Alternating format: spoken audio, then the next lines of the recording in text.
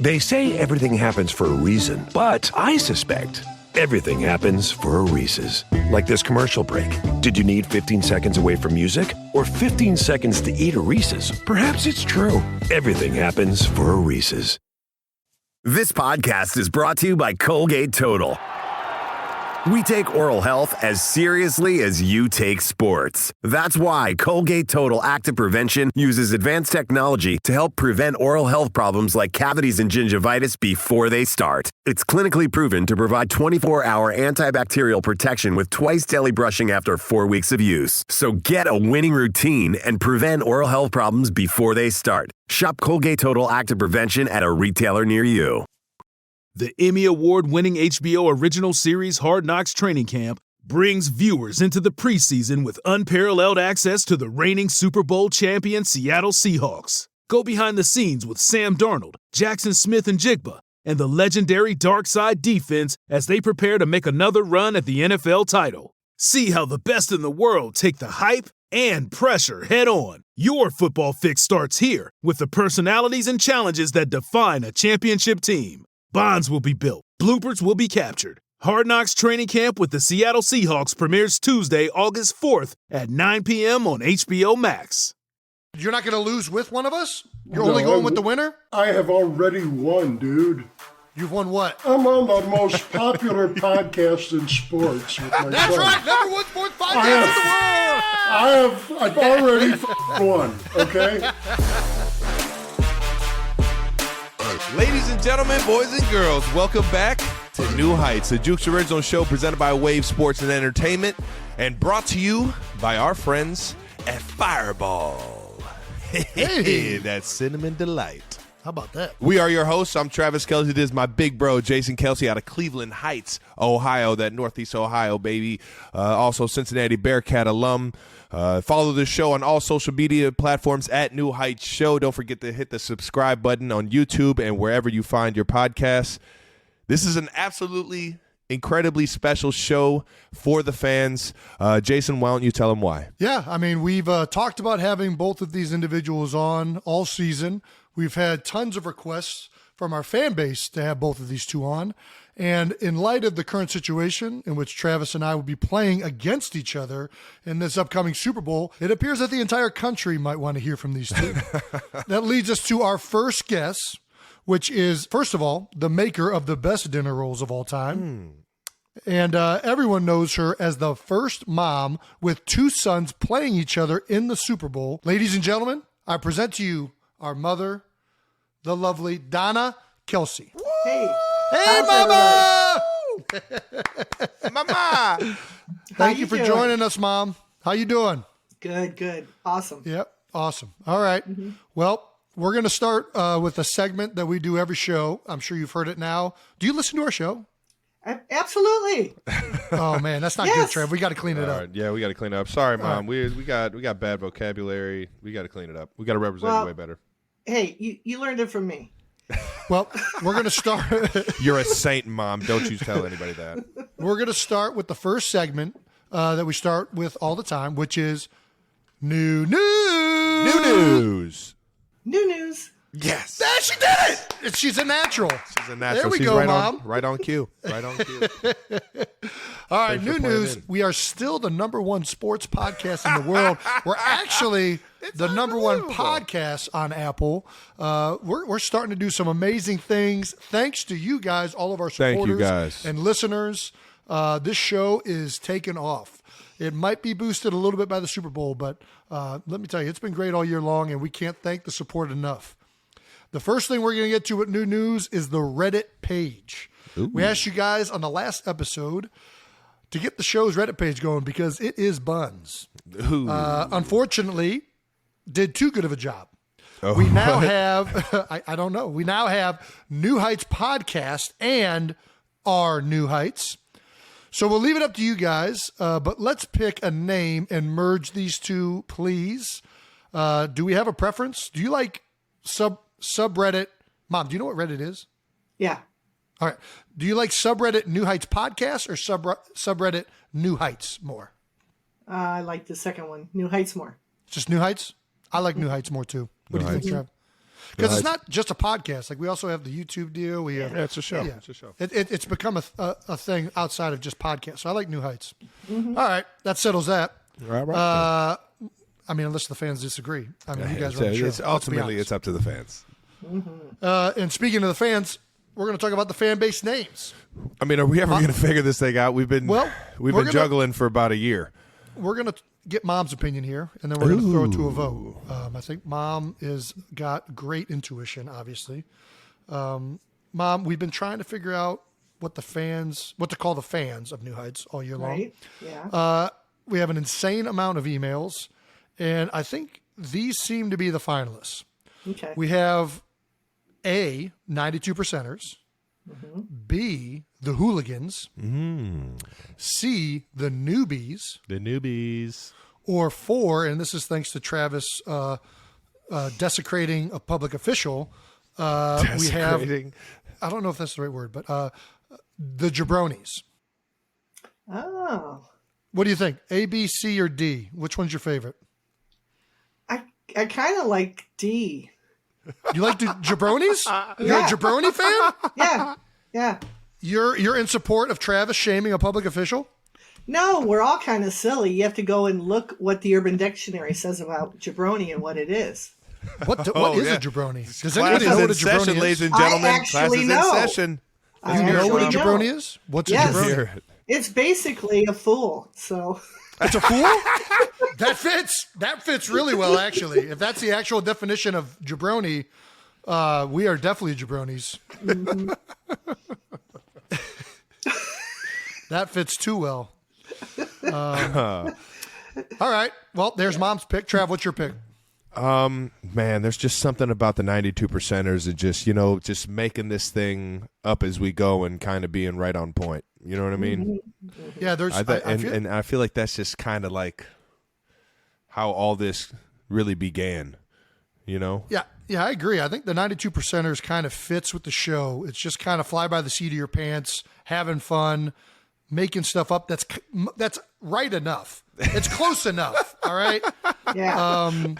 But in lieu of Mom's definition of the jabronis, That's pretty if good. jabronis does actually mean essentially just fools, I think that's a pretty good one for the show too. So I think both of those are probably my two front runners. But as always, it doesn't really matter what we think because we're going to take this to a fan It's vote. up to the people, man. Yeah, Yep. we're part of the democracy, brother. We're Americans. We're all Americans. Well, not everybody listening. There's actually quite a few international listeners now. I've been And catching. thank you guys for tuning in. Well, we're going to take this to the democratic process and take it to a vote, and we're going to get to the bottom finally as to what we will refer to the fans of New Heights. To the polls. To the polls All we right. go. Very good. All right, Mom, it's time. Yes. All right. Your interview time. is here. Okay. I've been waiting to get you for years. Okay. All right now. Mom, time to get to what everybody's been waiting for. Yes. And this isn't a real interview. This is just a mom talking to her two sons about playing in This the is a real biggest interview. game ever. We don't really know how to conduct interviews. You do have a broadcasting degree, so you could probably do a better job conducting the interview. So I we'll guess let's start it right there. Mom, you do have a broadcasting degree. Do you have any coaching I points do. for how Travis and I are on this show?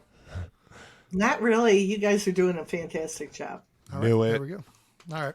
Knew it. You're nailing it. She taught Nailing us taught us everything we needed to know already. But yeah, this is just us talking and having a conversation. We're gonna get into some fun stuff. But first, the first segment that we wanted to get into: Super Bowl questions that we have to ask. How's the last week been for you? You've been on the Today Show. You've bounced around. The ups and downs of Sunday. Really, just the ups and downs of my game because Jason had a walk in the park.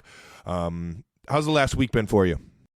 Oh, man, it's been so exciting. I mean, not to mention just having two games, on the same day that means so much that to both of you. It was just absolutely crazy. So just nuts and trying to get from the link to a bar to see you and make sure that we saw Jason's ceremony. That was the hard part too. So, but thanks to Philadelphia police, worked out really well. Philly police. Gotta love them. God bless them. Did you go down on the field for the Jason's game? No, I didn't have credentials. No, Kylie and the girls came down. You did it. There's only so many people that are allowed on the field. That's what they say until Mama Kelce's there. No. There's no way they're denying you the field, Mom. Travis, you complain enough until they give you more credentials, and I don't have the energy. Yeah. I don't have to complain. I just have to go to the people with the credential, like, controllers, and just be like, hey, my mom's trying to get down. Can I get a credential for my mother? Oh, of course.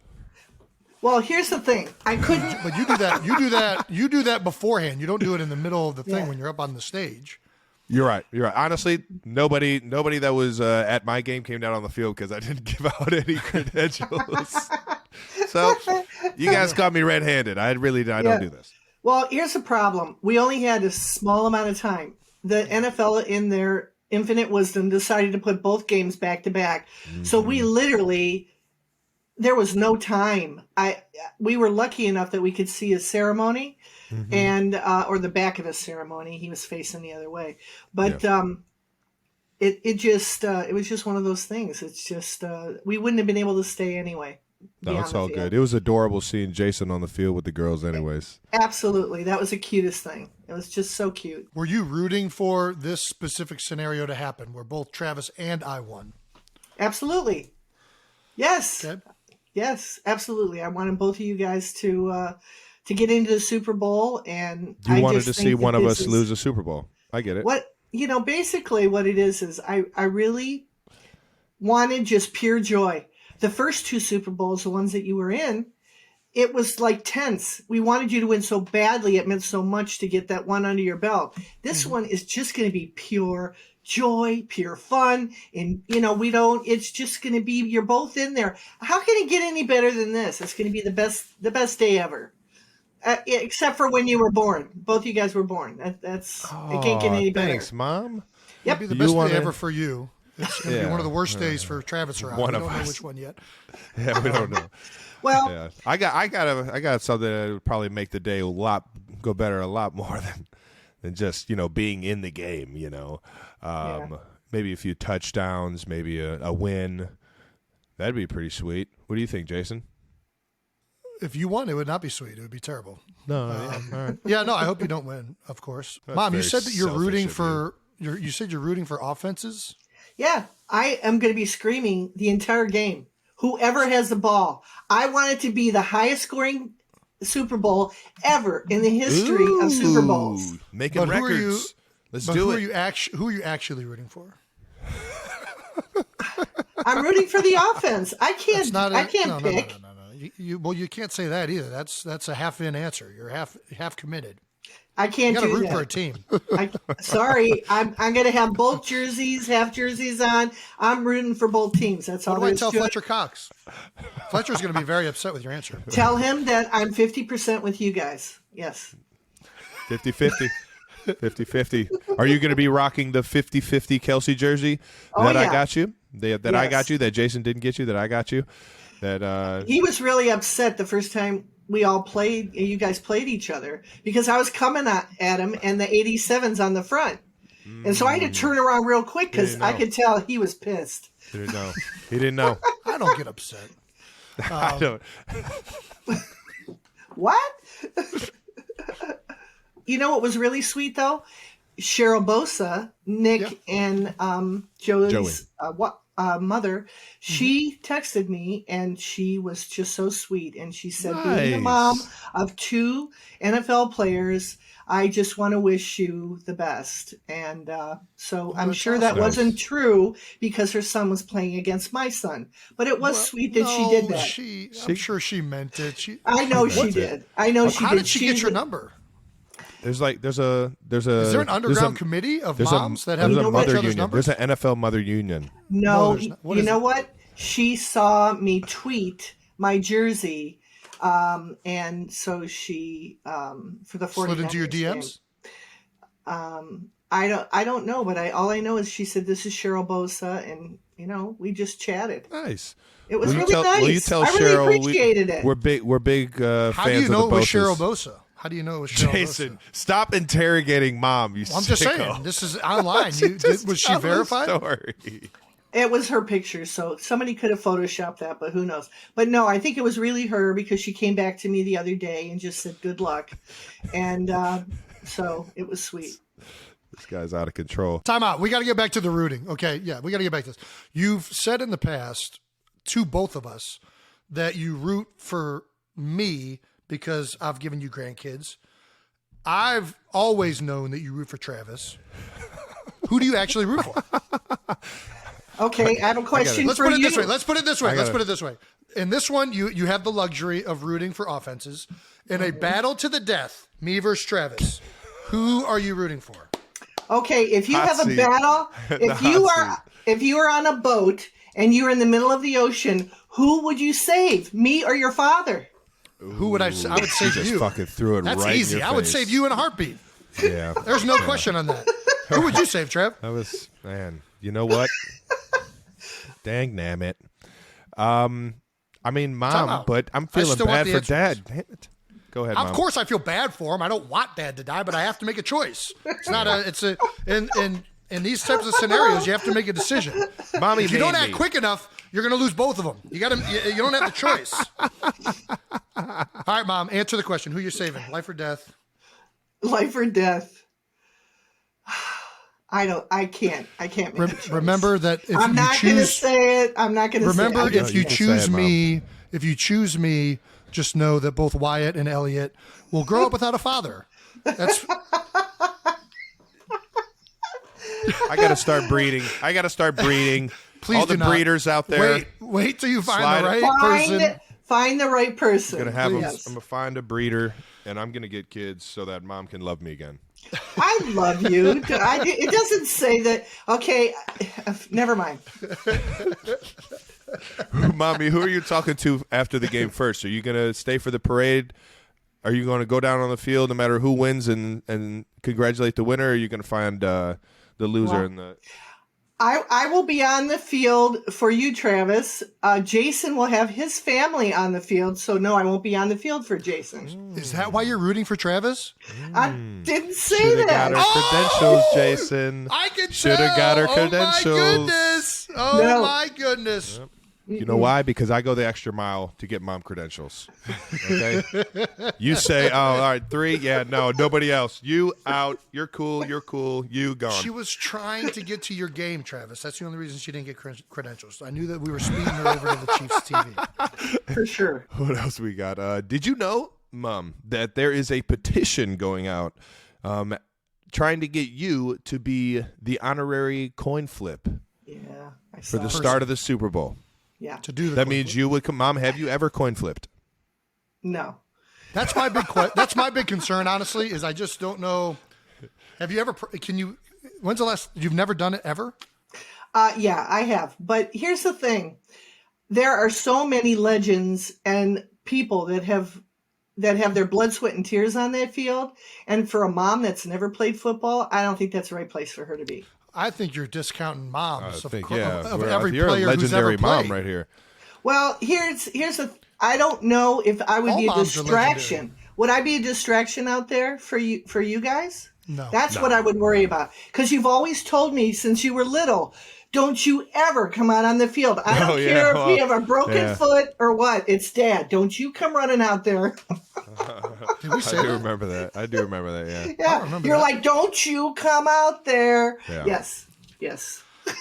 The only thing I remember from growing up with very vividly was when I was wearing a cup in hockey and it was rubbing me gosh. really bad. So I took it out in the middle of the game and threw it to you in the stands because who Yes. doesn't throw their cup to their mom? Yeah. It's like, shh. Ladies and gentlemen, I'm talking about mid-play. The puck is in play. And then all of a Jason sudden- is going down the hockey pants Kareem! and hucks it like a grenade over the wall. Yeah. Yeah. And my mom's on the receiving end just catching it. Yeah. Oh, my And, gosh. I did catch it, but here's you immediately were ejected from the game. Not ejected from the game, but you were made to get off the ice because you have to have a cup to be on the ice. So they made you get off and go back in. Is that true? Yes, but the problem is that they never checked me for cups. How would they know? Don't you remember them knocking to see if you had it? I don't think that's. Don't you remember that? I think I got ejected because I probably hit a kid in the head or something like that. No, I don't think it's because of my cup. You didn't have the proper equipment. That was the second one. The first one was the cup. That was the first personal foul. The second personal foul was because you probably cross-checked the kid in the child. All right, let's get back to the coin flip. What? Yeah. So you're not? Are you? You get two. If America ejected. voted on it, would you flip the coin? Yes or no? I would if the two of you say that it will not be a distraction to you. It won't be a distraction to me. Nope, that you'll be focusing on the game. Yes, you're in. There's I'll so tell many Roger. other things. I'll tell Roger. I'm an expert focuser. I'll call him up. You have his phone number? Nope, I don't. I think if you watch that Bengals game, you might have his number. All right. Growing up, Kelce.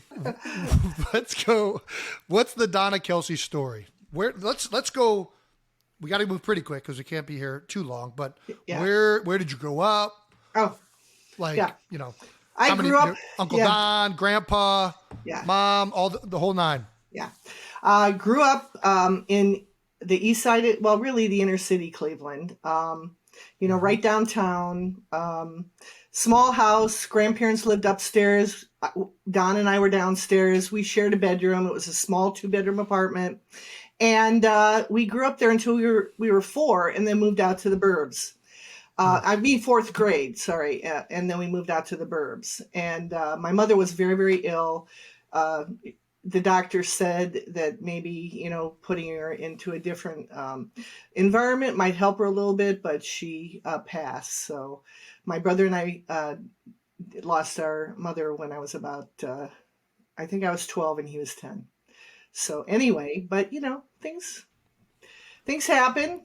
Well, he married a wonderful. I was about to say you found an angel we got a great grandma. He married a wonderful human being named Mary Blaylock, and she raised both Don and I. And by the grace of God, if we didn't have her, I don't think we would have made it through. So she's just a lovely lady. Wish she was with us, but she's not. And it was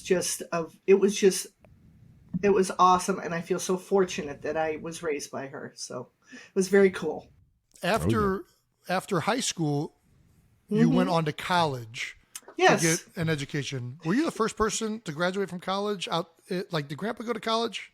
No, he was there for 1 year at OU, but he married my mother. OU, right? Yeah, he did for 1 year, but he married my mom, and so they, just went back to Cleveland and stuff like that. Do you think that one of the things that motivated you to go to college was Grandma Mary coming into the picture, or Grandma Murr, because she was in education? Absolutely. And she talked my dad into it because he was very much chauvinistic. So he thought that I should go to, like secretary school or something like that. It was typical. We're going to get to that in a second. Yeah.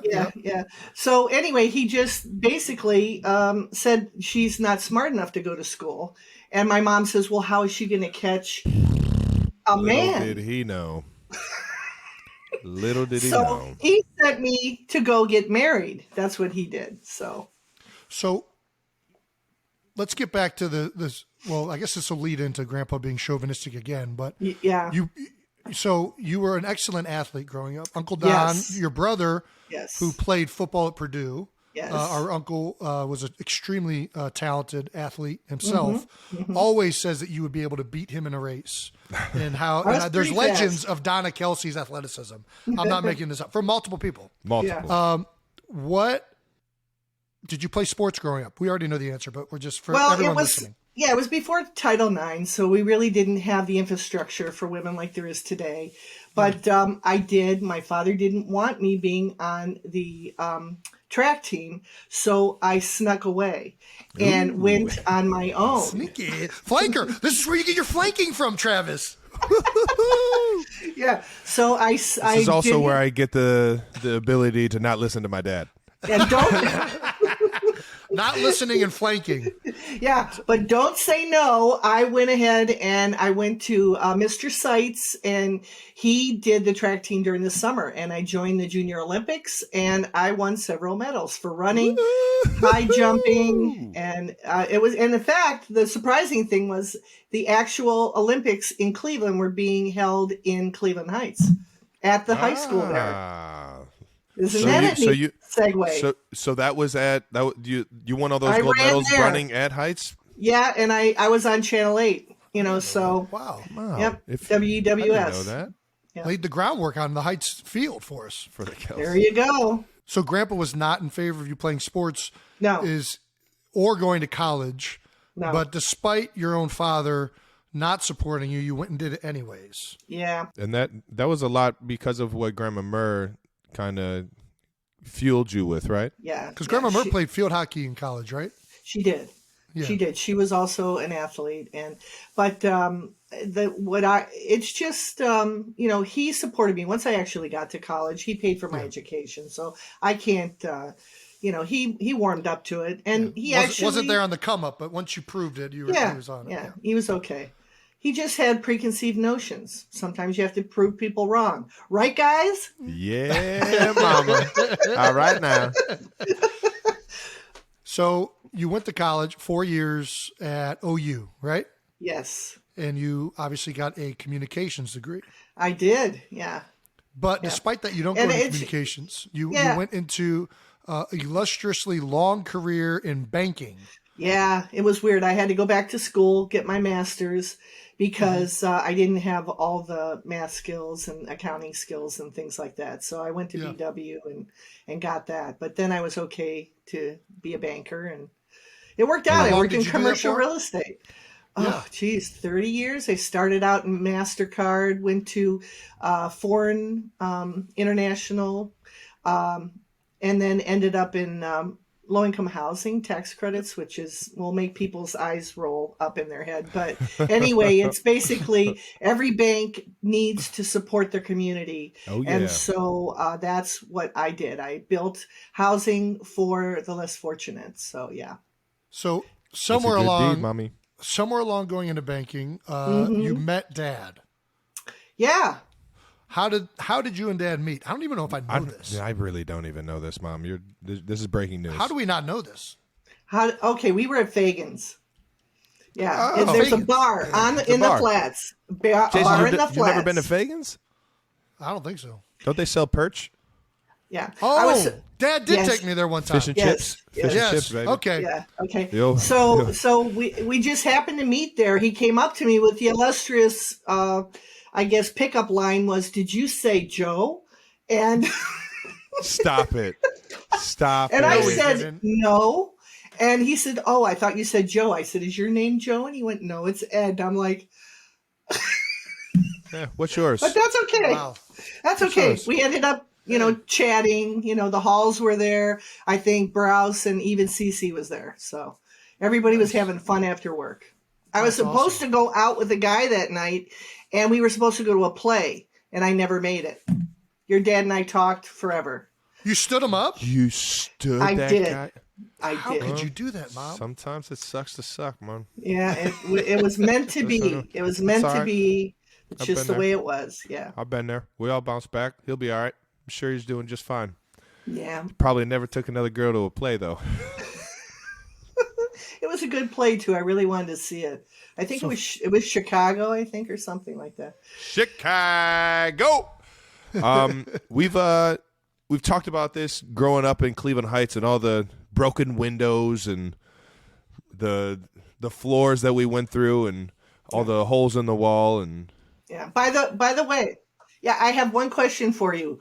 Who actually jumped over the couch and landed on it so that the feet of the couch went through our hardwood floors? Oh yeah, that wasn't anyone jumping, Mom. That was a power bomb of the century. Oh, yeah, into Jason, the sofa. Yeah, into the ground. Oh, okay. Into the sofa, and then the sofa went through the floor. That's how powerful it was. That was Jason throwing me around like a rag doll. We just kind of slid that thing over and made sure you never knew about it. Yeah, I know. But we found it before we sold the house. But we fixed it.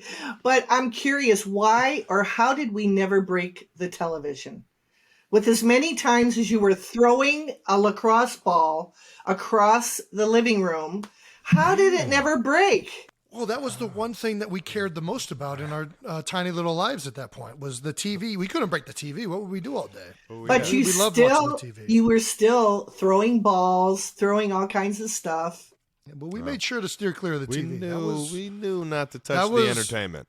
That was what had the Saved by the Bell and Who Wants to Be a Millionaire and all the other stuff that we were watching at the time. We couldn't break that thing. Yeah, for sure. Man. Fonzie, you were watching Fonzie. Nick at Night. Nick at Night was a good one. I haven't met the Fonz yet. Big Kansas City fan now. Oh, there you go. Well, he's a Patrick Mahomes fan. Let's not call him a Kansas City fan. I've seen him wearing Kansas City Chiefs jerseys. I'm just saying, if Patrick Mahomes played for the Raiders, he'd be a Raiders fan. I have no argument. That the picture that I just got of Pat Mahomes playing for the Raiders was fucking disgusting. Jason, don't ever say that ever again. We got flash forward. You meet Dad, marry him. We don't have to go down all that. Nobody cares about that. Yeah. What was it? How? Yeah, I don't know. When did us two come into the picture? How did that? It was about 5 years. 5 years later, we were trying to have kids. It wasn't working for whatever reason, and I went in, and one day she just told me. She says, "You're going to have a little one," and I went, "Whoa!" So I knew you were a mistake. I knew you were a mistake. She just said that they were trying to have kids. What do you are? Did you not listen to anything? We were trying. We were trying. No, she was trying for this. She was trying for me. You was just like, oh. Let's be honest. Let's set the record straight. How disappointed were you when Travis was announced as a boy? No, I was not. You weren't hoping for a girl? I will say. Be honest. Yes, You could be I was honest, hoping Mom. for a It's girl, okay. but I got one. He's a fashionista.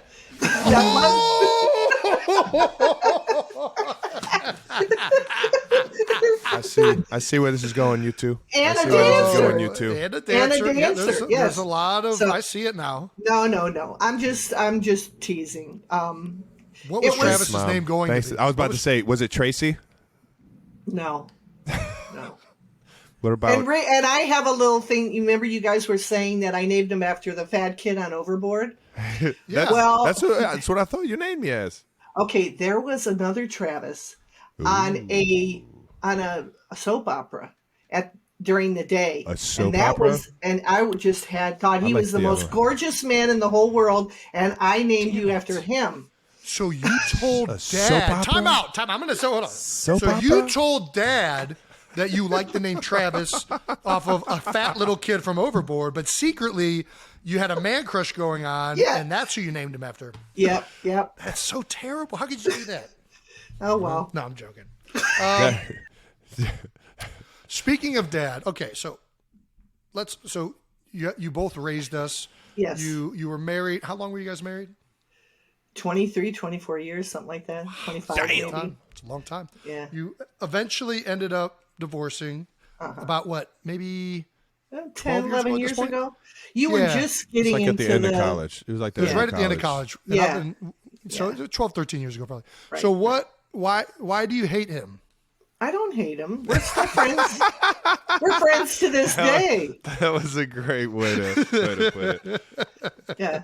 No, we're friends. It's just, we Jason's get along. messing with you. We get along great. It's just sometimes people, they move apart. That's all. So you don't regret marrying him?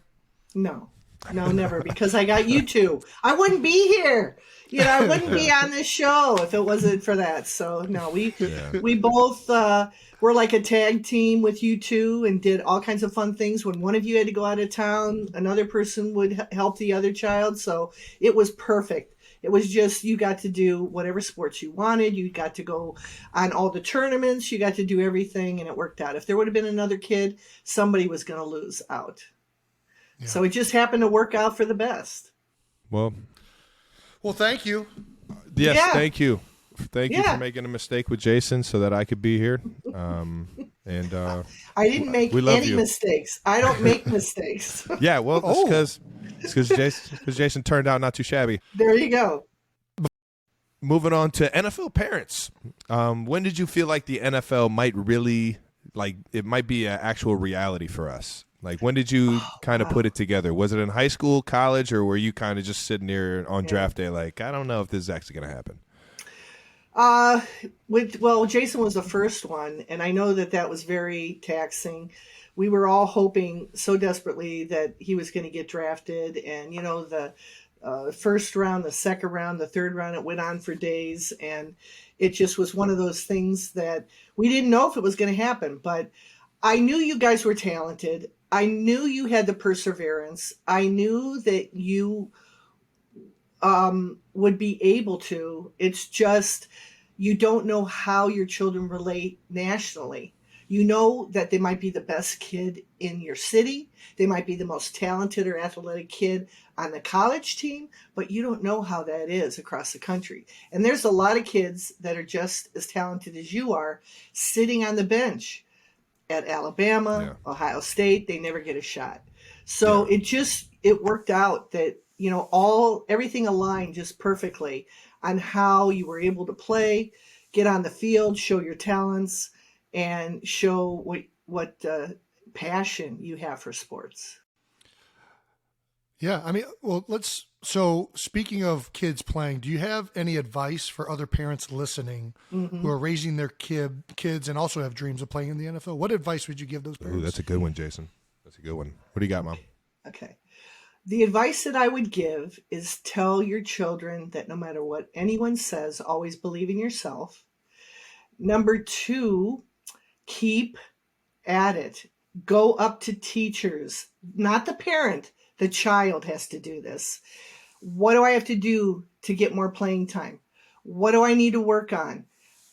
The parent cannot do it. They cannot be the ones that are on the coaches, backs all the time. Oh, yeah.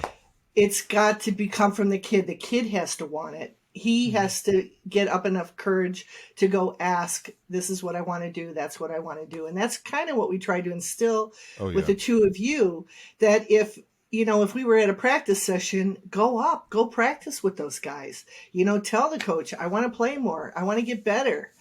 That's basically we were definitely more curious than a lot of the kids growing up. But I think we both commend you and Pops, because at least all of my head coaches and coaches on every single sports team that I had, especially all the travel leagues and all the community leagues, they all said how much they love you and Dad for never complaining to them about playing time or why we're not getting, certain looks or certain opportunities.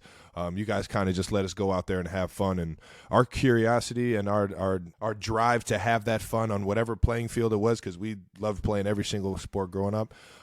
That is at the end of the day what drove us to where we are today, for sure. And you fueled that.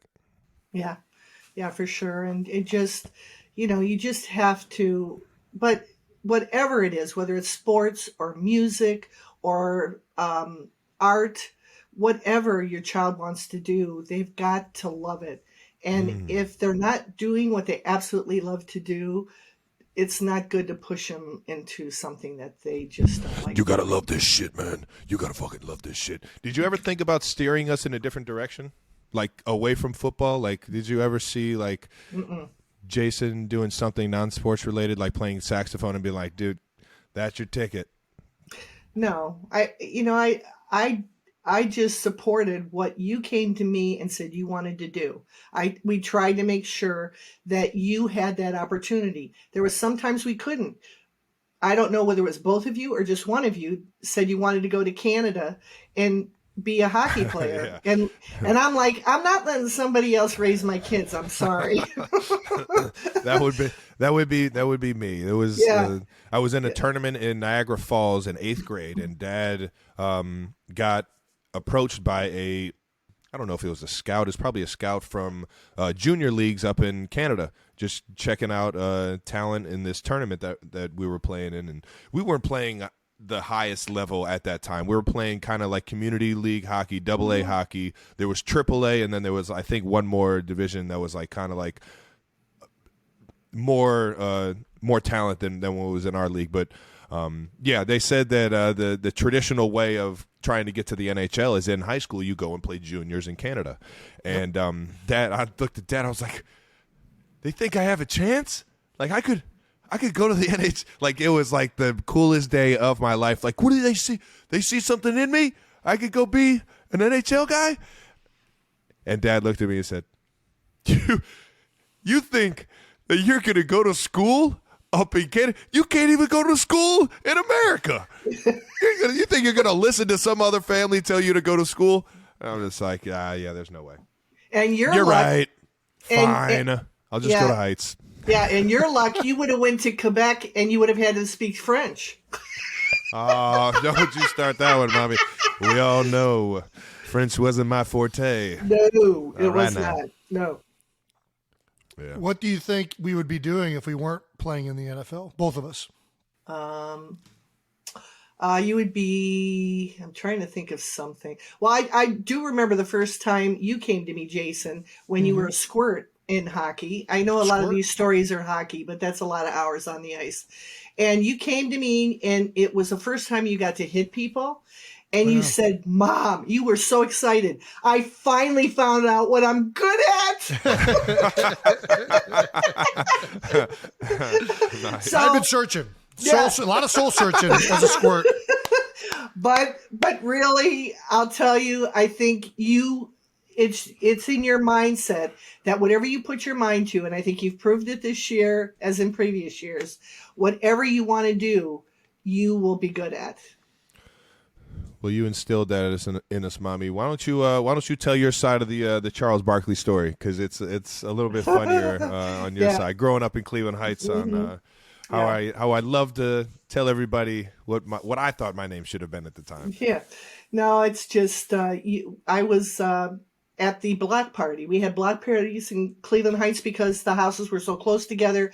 Shut down the streets. You get a permission from the city hall, and you would put like tables out and stuff like that. And we would put out the basketball hoop out in the middle of the street, and kids would just have a blast, and we would eat and everything. And I'm sitting down and talking to my neighbors, and they're like, and I didn't know them very well because I worked during the day, so I didn't meet some of the moms, but it was like, so they said, there's this great kid named Charles. He is the coolest kid. He's so funny and he's really talented. I'm like, really? Who's that? And they're like, he's over there. And I said, what a rapport. You said his name is Charles? I said, that's Travis. He went, no, he's Charles. And this was for weeks. You were telling everybody on the street that your name was Charles. So I knew you wanted to be him. And that was something that, and I said, no, your name is Travis. I know you don't like it, but you will when you get older. It's not a common name, so. CB34, man. Big Chuck. I still want to be you, Chuck. There you go. I still want to be you. It's been so cool getting to know him, but that story is it's definitely one of the awkward ones that I can always kind of just sit here and be like, yeah, I was just out here blatantly lying about my name. What do you think people listening don't know about being a parent in the NFL that's kind of interesting? Like, obviously you just talked about Miss Bosa or the Bosa's mother becoming do you parents like become friends on teams? Do you guys team up like that, or tell us a little insight on the parent life in the NFL? Yeah, well, I'm going to start with college because it's a whole different you got scenario. Your Bearcat moms. You got your Bearcat moms. I love my Bearcat moms, and I still see them today. We get together once, not since COVID, but we've been getting together for a couple of times a year or once a year, and I miss them terribly. It's a lot of time on the road, going to away games and everything like that. When you get to the NFL, your children are adults, and they're dating people, and they're married to people, and they have their own children. And as much as they like to see you every once in a while, they don't want you there 24/7. So the one thing that I miss the most is just being able to talk to you. It feels like when you left the house, I didn't know that you would be gone forever. Man, yeah, I don't think any of us did. No, and I it's don't think just any of us did. And don't. no. And Mom, you're more than welcome to come over here whenever. I'm not dating anyone, nor do I have kids, so you can. I got a room for you over here whenever you want to stop by. Sounds like you don't need her. We need Mom. We need Mom over here. Touche. I'll come out to Philly then. Yeah, but no, I think that's the hardest part, and I think you guys have found out too that, especially with the podcast, that you've been able to talk to each other more. You're so wrapped up, and the NFL is so demanding on a daily basis that there's sacrifices that have to be made. People talk to me and they're like, "Oh, you talk to your kids all the time." I'm like, "No, I don't." First off, I said, seriously, you guys get 1,000 texts a day. I'm sure there were more the night that you won. Mm-hmm. And how do my texts get through all that? They can't, like I'm sure you don't even know. You're kind of special. You're kind of one of the people that we respond to. I know, but they get lost. They get lost in all the texts. It's like, I'm sure you don't even know that I said I was so excited that you won that night because they don't get lost in the text as much as they get lost in the drinks that I'm having. Because when the drinks are flowing, I'm not really looking at my phone. That's true. But the other thing is I'm so privileged to be able to see the world through your eyes, to be able to go to events, to be able to see how you light up people's lives when they talk to you, they take a picture, how much it means to people and how genuine you are. And it makes me very, very proud. So I'm okay to give you to the fans. It's all right. well, we love that everybody gets to see it through your eyes these past couple years with all the fandom and all the fans that you've created for yourself, going on the Today shows and talking about us. It's been fun seeing you in the limelight as well. How do you and Dad separate or support me and Jason through I'm sure everybody always asks me, how do your parents split up seeing the games and stuff like that? Why don't you give them a little insight? Well, I'm a little bit more methodical because I'm a banker. So as soon as the schedule comes out in April, it's a nice way of saying that. Yes, when the schedule comes out in April, I look at all the games, find out when all the home games are, and I split it up, 8 for each of you, and I just do it that way. This year was tough. You were away a lot at the same weekend. You were home on the same weekend, so I didn't get to go to as many games this year as I usually do. But we made it special for you. Yeah, I think I picked all the right games, so it was good. It was good. All right, the last question that people have to know, as our mother, do you support signing babies? Dolls, yes. I do you don't support signing actual babies? No. Another for the good guys, man. So in other words, you're in support of us. You're in support of turning down babies. No, you from don't. From that young of an age, just shutting them off. No. I don't think you should ever even put a Sharpie on an adult. I'm not into tattooing, so no. Yep. Sharpies are not tattoos. Did Travis and I ever do anything? It's defacing your body. No. Did Travis and I ever do anything grosser or more gross growing up as babies? Oh, man. Well, you did take a hairdryer one time and hit me over the head and I saw stars. I think you were about... Yeah, I think he was like 4 months old, and we were sitting on the couch, and I had my hairdryer just sitting on the end table, and he picked it up, and he went, whack! So you got both of us. You got your dad and me with different things, So no signing babies. All right, that's fine. That's just the way I feel. But I have a couple other questions I want to get to. So a man, I forget what publication he was with, but he got the Grandpa Blaylock story out of me. Yeah, that's okay. Why was Grandpa actually charged with treason? No. And what's the story? What can you give us the actual story? What reporter got this out of you? I'm trying to remember which one. I think it might have been the Washington Post, or I forget what it was. How did they find this out? Well, they were asking me about the quote that Grandpa gave me, and then I gave him the whole background about how this guy actually. He wasn't a great grandpa, but he was a great grandpa in the right moment. But yeah. Is that fair to say? Am I generalizing with was Grandpa a good person? Grandpa was Grandpa was a narcissist, number one. He named me Donna. So that's one check for bad person. Yeah.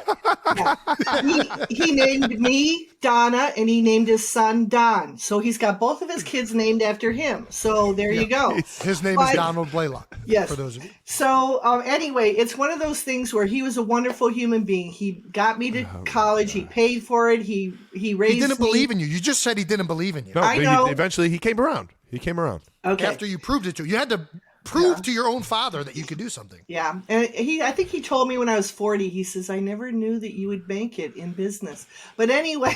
This is 2 check marks in the bad guy category. We got narcissist and not believing in his own daughter. But the reason. I'm going to create a tally right now. Jason. Bad grandpa. Good grandpa. I'm waiting for the good. Yeah. Well, anyway, he was a funny person. But all right, I'll give him. I don't think funny he was a people necessarily makes you dude. good. Charming I don't dude. think funny necessarily means good. Yeah. But because he's got so many in the bad category so far, I'll give him a check mark for funny. Well, basically what happened is he was upset because he was a salesman. They weren't selling the product to clients anymore. He decided he could do it better. So technically it was industrial espionage. He was stealing plans that they had already thrown in the trash, but he shouldn't have done that. It was wrong. He got arrested, but he was never charged. And he wasn't selling secrets to the CIA or to Russia. So no. So he's a thief. Yes. Well, that's all right. That's fine. I got to put that in the bad category, Mom. No, that's I don't a want check. to. What? Why is that a bad thing? A thief? You don't steal stealing's things. bad. Stealing's Y'all don't be bad. stealing? This brings up a great story. God, I'm so glad we got on the topic of stealing. My brother, I don't even know if you know this story, Mom. Travis and I were walking around. What was the grocery store Zagaras. And you know how they had the candy that was sitting out and you could put it in a bag? Ladies and gentlemen, I am not the only person that did this. Let This me isn't finish even the stealing. story. And you would weigh it at the end and you would go and pay for the candy. Yeah. I am walking through Zagaras and Travis is just taking candy out and eating it right on the spot. I'm like, dude, what are you doing? And he's like, oh, don't act like you've never done this. I'm like, I have never done that. What are you talking about? Well, unfortunately, he's similar to me because I did that when I was a kid too. So It sounds like you and Grandpa are all in cahoots. there you go. No. All right. Look at us now. All right, so he wasn't charged with treason. No. Well, that's Are you good to sure? know. That's good to know. No, he never Well, went he to wasn't. jail. He wasn't. He never was went- charged. He never wasn't went to convicted. prison. He never went wasn't to convicted. prison. No. So he was charged, not convicted in a court of law. No. The worst thing that happened was he had his pension taken away. That was about it. So But he did help out the Russians, I don't think so. which really I don't want to get political. Jason, He did. That's where he sold it from. And not only did he help the Russians, that's where he met Stoya, right? Zoya. Oh my God. Zoya. Oh my Well, God. that's another thing. Your father's been married 5 times. so- Charming He's man. been married Charming 5 times. man. Charming Was man. he? Plus, Was he that's enough. faithful to all of these women? Of course not. He's a I'm narcissist. putting that in the bad category. Another one in the bad category. and the Grandpa other is filling up the bad category. and the other thing is that he just you had an uncle that was 2 years older than you, Jason. That's right, James. Yeah, who's now in China. 2 years older. Time out. So we've established Grandpa's a thief. Mom's a thief. Travis is a thief. Was James or was he not charged with treason in Korea? It wasn't treason. Well, Yeah, they made him leave the country, didn't they? That's because he was a DJ and he was cutting in on somebody's territory. Yeah, Oh, he was James is a stealing. DJ? in Korea. Yeah, he lost a lot of weight. He became He a was over there dancer. K-popping? He's over Yeah, there K-popping? baby. That's right. He was and starting so K-pop? yeah, this whole and- time? Yeah, so he was a DJ over there. So he was taking people away from another bar. And so this guy went and put... That's not illegal. I've heard nothing that would get you... It is if you're in thrown out of America. the country. No, in China, he put marijuana in his room. They So came he's a and drug found dealer? it. That's what they tried to pin on He's him. an international drug dealer.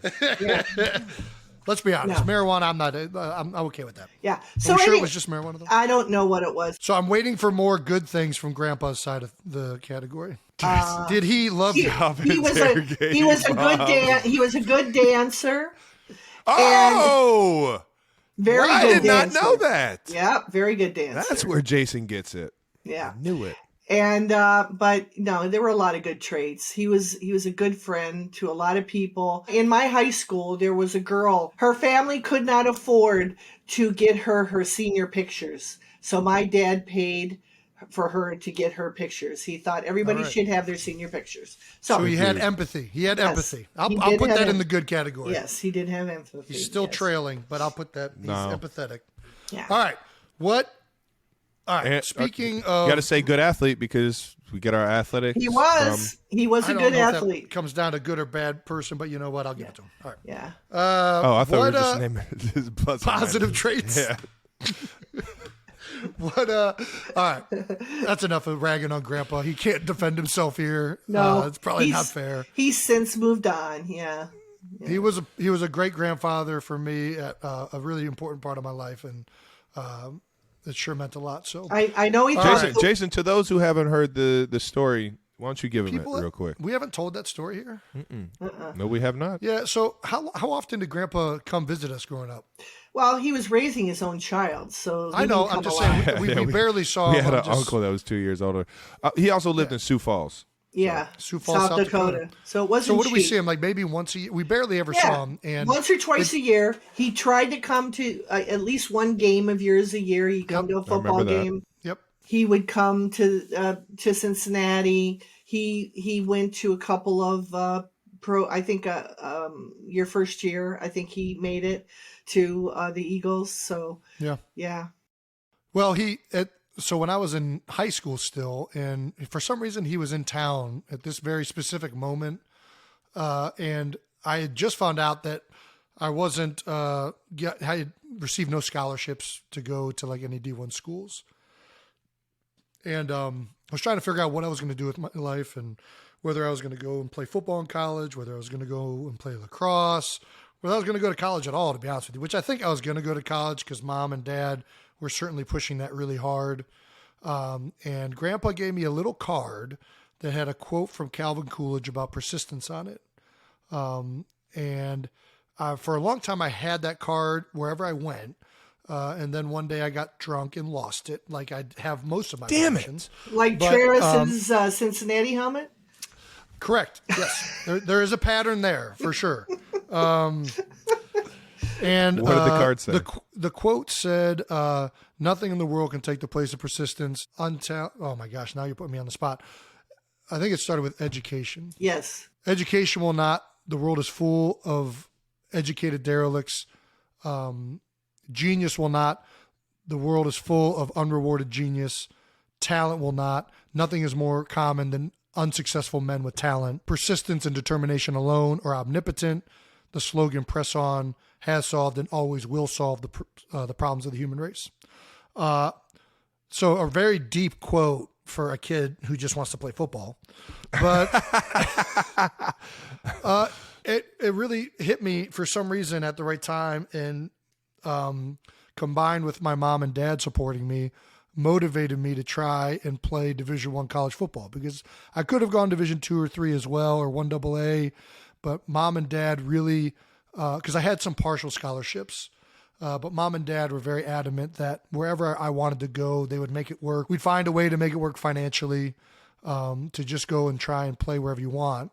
And went to a University of Cincinnati visit and fell in love with the Bearcats in the university, and decided to walk on there. And I don't know if that would have happened without Grandpa giving me that quote. So for all of his womanizing and thievery and treason, he was a great grandpa at one moment. So thank you, Grandpa, wherever you're at. You wouldn't be here without him. Exactly. All right, let's cut away from Grandpa. We've talked about Grandpa. We're going to get back to Dad because there's a question we want to know. Did you know that Dad was trying to communicate with aliens? Yeah. He told me about what he said, though, was that he was sharing his computer juice, whatever you want to call it at that time. He called it juice. He called it computer juice. Yeah. I think it's the hard drive. That's what he was sharing with NASA. It is, yeah. With NASA. And they were trying to find, extraterrestrials. And so, he told me about it. At the time, what did you think of when he told you this? I think I'm not one of those individuals that At the time, when he told you that, what was the first thing that happened in your head? I said, are we being paid for this? How are you not a cop, Jason? How are you not a cop, dude? You are unbelievable. But the funny thing is, now you believe in aliens. Like you She was always on board with aliens. Not just that she was aliens always are on out board there, with aliens. Not just that aliens are out there. You believe that aliens have been to the planet Earth. Yeah. To the planet Earth. Yeah, they're here, Jason. Yeah, I can't believe that we're the only ones in the universe, that we're so... I'm with you. I agree with you on that. I do think that there's aliens out there. I just don't think they've been to the Earth. But last question, Mom. This is arguably the most important question that I have to ask. Yes. I've been saying last question for about 10 times, but this is the outro right here. This is the real last question. Was more memorable? Our birth, our draft, or our Super Bowl this year? Ooh. Our first Super Bowl, it says. Oh, our first Super Bowl. I'm sorry. Yeah, man, that's rough. Which one do you remember the most? Well, through the births, I was so excited. No, your birth was... You're also drugged. That I wasn't really drugged, but I had a, what do you call it, epidural or whatever. Epidural. So yeah. So you're not really drugged, but that's fair. You're just can't feel anything. So but that's how I play football. Yeah. So anyway, it was, I don't know. They're all such wonderful things. Each time you win a game or you do something like when you played the saxophone on at Severance Hall, anything like that, whenever you do something like that, it just brings me pride and I cry. So, I'm a crybaby, so that is what it is. So you've always made me proud. Yeah. You've always made me proud. And, it's, there's a few things that we probably aren't proud of, but don't we all have that in our background? Yeah. So yeah, but, I'm telling you, to come through what you both have had to come through and have to overcome, it may not be as much as other NFL players that have gotten to where you're at, but it still was difficult for children, to get through. It wasn't easy. It wasn't easy, that's for sure. It's a grind, no doubt. Before we let you go, Mommy, we're going to turn the floor over to you, or you can use this communications degree right now. You got any questions for us heading into the weekend? I think I asked you, for the weekend. Oh, man. What's the one thing you're going to be thinking about when you're singing the national anthem? Oh my gosh, you're gonna bring me to tears. That's always when I have my moment of appreciation, of gratitude, of just being thankful for all the people that have been in my life, and how, man, I'm choking up right now. Yeah. It's just a cool moment to sit there and look at all the fans in the stadium and know that you're about to go out here doing something so much fun in front of the people that you love, and in front of the people that helped you get to where you are in life. And that's what I always think of when I'm listening to the national anthem. It's my one moment to reflect on everything and be appreciative and know that you're watching. Yep, that's cool. How about you, Jason? Well, I always sing it. I think it's the same thing as Trav just said. For some reason, it's a very emotional moment. And I think it's because you realize that, all of us being here together as a country and as a group and as a family, like all of these and friends, everyone involved in this allows me to play a sport and a game for a living. and you realize how fortunate you are and how in this together all of us are. So it's an emotional moment for me as well, and it definitely causes reflection. And when it's a game like the Super Bowl, it's just magnified that much more. I think I'm right there with you, Trev. All right now. Very cool. All right now. Well, we're hopping on with Dad next. Okay. You got any message you want us to relay to him? No, not really. Just see him this weekend, next weekend. Yeah. All right now. See you in the desert. Oh, Mommy. Mom, I love Thank you so much. I love you so much. Okay. Can't wait to see you this week in Arizona. Oh, it's going to be pure joy. I mean, I'm going to love that game. I'm not going to want it to stop. That's the problem. Deal. You know? Do we need two? Do we need to run this back next year? Just to Run Absolutely. All right. back. You both have to going be in to the Super Super Bowl Bowls. next weekend too. Next year. Yeah. Next year? Yeah. She said it. That means you got to play, Jason. You guys are crazy. You got to play. It's official, ladies and gentlemen. Jason is not retiring. Mama Kelce got him to say that he is in on a Super Bowl rematch. Oh well. All right. Thank you for your time, Mommy. Oh, We'll see you down. We'll see you down in Arizona. The good thing is both of you play each other. You're playing each other in Kansas City next year. Ooh. Next year in Burrowhead? No. That's Listen, not you nice. fucking jabroni. All right. Yeah, for sure. I love you, Mom. Thanks Love for you. Thanks Love for you joining too. us. Kiss my grandbabies for me. I will. Thank Tell you. Dee Dee said hello. All right, Okay. Mommy. Tell Kylie I said hi. Love you. Both Love of you a lot. Mama. This next conversation is one that Travis and I have been dying to have from the moment we've started this podcast. It is going to be with the man who was our coach growing up, was the Christmas candy man, spent a lot of times in and out of steel mills while also looking for life among the stars. Our next guest is our papa, the first dad of two sons playing each other in the Super Bowl. It is, ladies and gentlemen, I present to you Ed Kelce. Yeah! Yellow Ed Kelce. Yellow Ed Kelce. Anybody that's ever called our house in Cleveland Heights has heard the famous and infamous Yellow Ed Kelce. His pops would work from home, and he would always, have his slogan right as he answered the phone. So that's a little shout out, a little love to everybody back in Cleveland Heights, man. Well, Dad, thanks for being here. Have you seen the show? Everyone, haven't seen the last one. Haven't seen the last one yet. What are you doing? The last one was a it's good been one. like our most successful one. Oh, was it? Take that. Okay. All right. He'll get around to it. I'll get with the program here. All right. If you haven't seen, or if you've seen the I episodes, actually haven't seen them at all. I listened to them. you listen to them. Well, Nice. if you've listened to them, you know that we're not experts. We're not at all. What's the word I'm looking for? You're not professional. That's what the word I was looking for. See, this is why Dad. That's good. Dad's here. You're not media professionals. That's right. We're not. I We're don't not.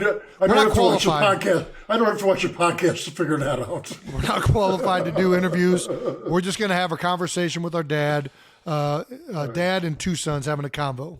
But I think people are going to love it. So, Trav, why don't you lead it off? Let's lead it off. Our first segment, Pops, is the Super Bowl questions that we just have to ask you, bud. Go ahead. And so we've known for about a week now that we're going to be playing in the Super Bowl.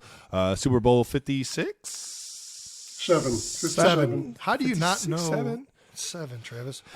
Can you read Roman numerals? The 5 is the V, so I correct. haven't seen it yet. It's LVII. Nice. Well, that would be 57. What's LIIV? 52. 3. Dad? 53. There we go. 53. Pops is here. That's why we got Dad here. All right. You can have that one. Pops, how's the last week been for you since you found out we were going to the Super Bowl? It's been crazy. It's been fun. It's been crazy. It's been. I have had a little taste of how your phones get blown up. Oh yeah. That is with text messages and emails and calls. I now understand why you do not answer. How do you do phones. it? Yeah, I was about to say how you deal with it. How do you deal with it, What Pops? I do not. I don't answer my phone now. Dad, you have to at least get Well, back. I'll tell you what I do is I get back to people that I've talked to in the past. That is John, a couple of writers in Cleveland. John Kosich is one of them. Got back with John a couple of times. Certainly talked to Andy Baskin. Talked with the radio show there. So you're mostly talking about just media requests and people wanting to, get you on their shows and stuff like that? Or? Yeah, I've heard from cousins. I thought I died. Well, thank God they're not, and they reached out to let you know they're here. I'm hearing from people I haven't heard from 50 years. Who's your favorite person you've heard from? The favorite person I've heard from, I sat down with Sam Farmer last Tuesday. Okay. Who in the fuck? Who's Sam Farmer? Sam Farmer is a sports writer for the LA Times. He is in the Pro Football Hall of Fame as a football writer. Oh wow! This is a guy. This is a top level guy. He's a sharp guy. Had a great time. Had a great visit with him. What'd you guys talk about? We talked about you guys. No. And figures. And the whole and the whole football thing.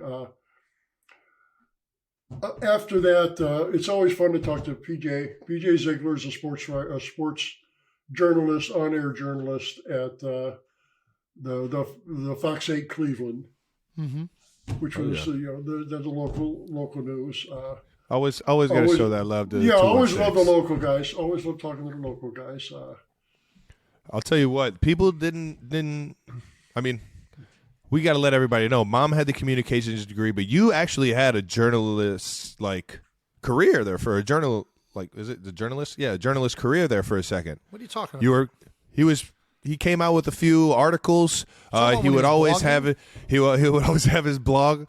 Yeah, you did the one piece on recruiting. Well, no, that's just a story I wrote and posted it on.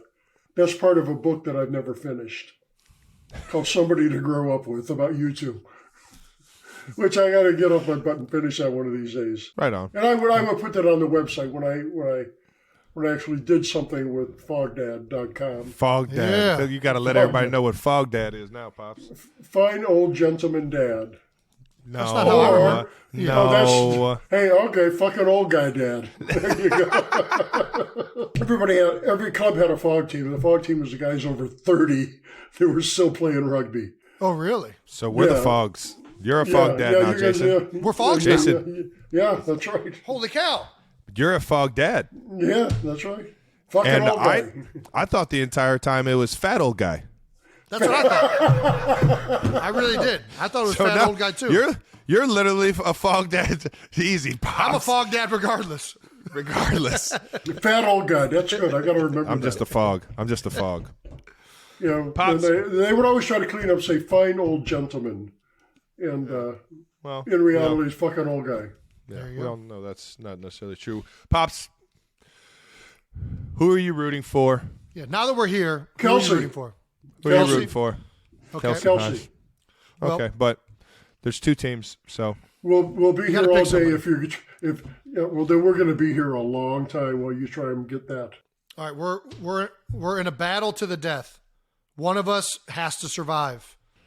Who are you rooting for? Both of you. I don't. Both of us? I'm going to go. both of us I'm to gonna fucking go, die? No, both of us to you, die. Both of you to win. I'm going to go the Captain Kirk route. The Captain I don't Kirk? believe in no-win situations. Gosh, that's good. That's from Star Trek. James C. Yeah, okay. No, I know. No, way over my head for sure. Yeah, But I know. Go on. Jason's going to lie to you and say he knows what he's talking about. Well, I know who Captain Kirk is. I don't remember the specific situation we're talking Oh, about here. this is from like 1967. Yeah, Jason, you don't know. This is from the TV show. This isn't from All I'm the saying movies. is I know. Yeah, I'm not a Trekkie. Do you know what a Trekkie is, Trev? Trekkie? Mm-hmm. I would say the cult that follows Star Wars. Oh, Star don't Trek. get Star Star Trek. Wars Exactly. and Star Trek See? mixed Look up. at this guy. He's all over the place. Let me put my glasses on. All right, next question. Boss, thank you for getting us to move on. We know a lot of the media has been at you to get you to talk about the Kelce Bowl that is to come. So let's get these out of the way. Okay, go. We've already asked you who the favorite is, and you said me, which I love you for that. But who are you talking to first after the game? The winner or the loser? Probably the loser. You have any reason for that, or Somebody's going to feel pretty crummy, Yeah. and I want to be with them initially. Yeah, Trav said that Mom can't lose, but actually Mom is going to lose, and you're going to lose, right? There's going to be a winning and a losing. No? No, one of you guys are going to lose. You're not going to lose with one of us? You're No, only going with the winner? I have already won, dude. You've won what? I'm on the most popular podcast in sports with my That's son. right, number one sports podcast in the world. I've already fucking won, okay? All the rest of this is just window dressing, all right? You're never going to get the answer you want if we're going to talk about winning and losing the Super Bowl. All right, well, Mom said we're bad losers. Is that true? I think you both take it to heart. I don't think you're bad losers. I think you feel for each teammate. I think regardless of your performance on the field, which is generally stellar, you come off of a loss, and the first person you're blaming is you're blaming yourselves. Yeah, and that's the stuff that makes us proud. yeah. That you recognize that this is You instilled it. I know you instilled it in me. I'm sure Jason has stories like this, but I remember growing up, always whenever I had a great game, it was a good game, but you could do better. Yeah, it was always taking it up a notch. I remember feeling like I had the best game of my life, hit a home run to win the game or something like that, and like, yeah, it was exciting, but those first two at bats, you got to lock in, son. Can't hit it if you don't see it. Yeah. Well, the biggest room is a room for improvement. Right on, brother. yeah. I also remember doing really well in a game. Dad, didn't I do good? And you're like, stop seeking praise. I forget what exactly you said, but you're not a fan of validation. Yeah, I guess. Yeah. Yeah. I remember you doing that, but I don't know why I added that, but felt like. Did you know there's a petition to get Mom to do the coin flip? Have you heard about this? I've heard rumors. It's nationwide. Well, good. Run her out there, flip the coin. Do you think Mom can flip a coin? I was about to say something. This is you got a better chance to get me to pick a winner than to enter this conversation. Well said. Well said. Jason, take us to our next one. All right, we're going to talk growing up, Dad. I fully intend to. Okay, let's talk about you growing up. Where are you from? Family background. Let's just give like a quick high-level overview of Ed Kelce's life. The oldest of two children, grew up in Cleveland, Ohio, a neighborhood called Collinwood, which was home to the Collinwood Railroaders. Yeah, they were railroaders because this was a huge rail yard where traffic between Chicago and New York, Mobile and Detroit all passed through Cleveland and those yards. Yeah. Blue-collar town, blue-collar part of Cleveland. Great neighborhood. It was a lot of fun. Went to one of the biggest high schools in Northeast Ohio at the time, St. Joe's, and also had a year in college, right? I probably had a year in credits. It wasn't all 1 year in college. Okay. And right what on. college? I did a quarter and a half at Ohio State. Ohio State? The Ohio State, yeah. Dad was a Buckeye, man. Ran out of money, had to come home. Among some other problems that we're not going to divulge here. Went to Tri-C for, I think I've got someplace around a year and a half of credits, someplace between Ohio State, Cleveland State University, and Tri-C. What did you do after college?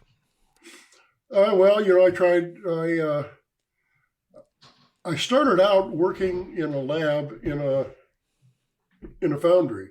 Mm-hmm. That is, rather than actually working in the production of the steel castings, yep. I would be taking samples and taking them back to the lab and analyzing. And of course, we didn't have the machines they've got now to do it. Everything you do was wet chemistry.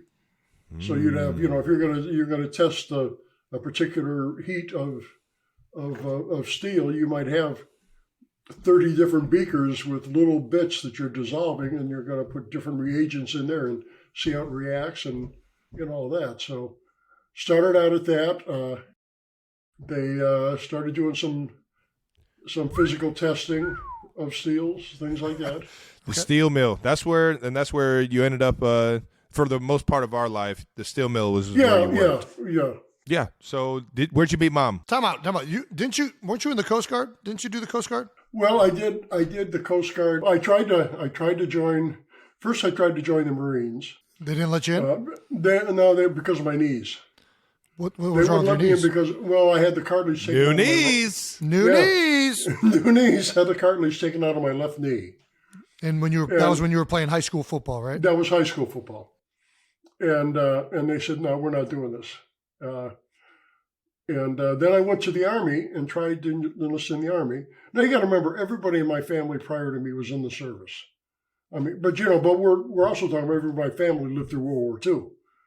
Okay, yeah. So that's what everybody did because of the big one. Yeah, sure. I got a little pissed off actually at the recruiter's office with the Army because I told them, you got people going to Canada to keep from getting drafted, and I'm here offering to come in, and I had some grizzled old sergeant just chew me out about what am I going to tell the mother of the guy that dies trying to carry your big ass out of there because you can't walk. A legitimate point he had. Fair point. And he said, you want to serve your country, you want to be in the service, you could try the Navy or Coast Guard. I'd recommend the Coast Guard. The Navy's going to give you shit about your knees too, about your knee. There was only the left knee at that point. Yeah. And I enlisted in the Coast Guard, and the Crohn's reared up. I'd never had that before. Yeah. And I was sick. I went through most of basic training with some severe gastrointestinal This entire time, issues. I thought you flanked your way out of it. Well, I didn't serve. I thought I got the flanking from you. No. If you're sick, they don't need sick people in the service. They need people that are ready to perform. I do remember they taught you one thing really well. You were the best floater I've ever seen in a body. You did know how to float. I mean, was it not impressive? I still don't know how you did that. It was like flat as a board, everything up on top of the water. Well, not everything. What you actually did was you take a deep breath and you just let your arms and your legs hang down. And no, you don't. You have your arms in front of your legs are hanging down. Yeah. And when you have to take a breath again, you kick your legs, push your hands down. Yeah. And you rise up, take a breath, and go back down. Yeah. To get through basic training, you had to do that for an hour. An hour. What? And there are reports of people doing that. Are you in the ocean or in a pool? We were doing it in the pool. But I mean, the training is because that's what you do in the ocean. If you're dumped in the water and you don't have a life vest, you do drown. It was called drown proofing, is what it was called. How long could you do that for? You think? I don't know. You made it at least an hour, though. No, I didn't do a whole hour because I didn't get that far along in the training. I probably did probably did 20 minutes, 10, 20 minutes, something like that. Well, I think you would have they didn't send you out there to do that for an hour right off the bat. You had to do a few times. You had to perfect the process. Growing up, I thought you were the most least dense man that I had ever met in my life because you were just rising. You were just sitting right there at the top the entire time. It was impressive. Where did you meet Mom? That's what we're getting. Fagans, baby. Fagans was not around you. Yeah. Fagans was one of only maybe 2 or 3 bars on the east bank of the flats at that time. Everything else down there was all there was Samsel Marine Supply. There were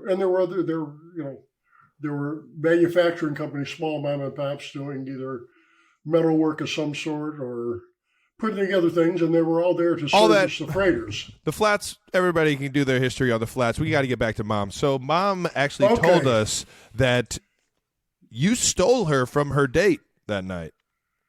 You swooped her up. She was supposed to go to a play at Playhouse Square and see Chicago with another guy. And you told her, screw that bum. Let's make some NFL babies. I don't actually remember that. Okay. Do you remember your pickup line? Do you remember your pickup line?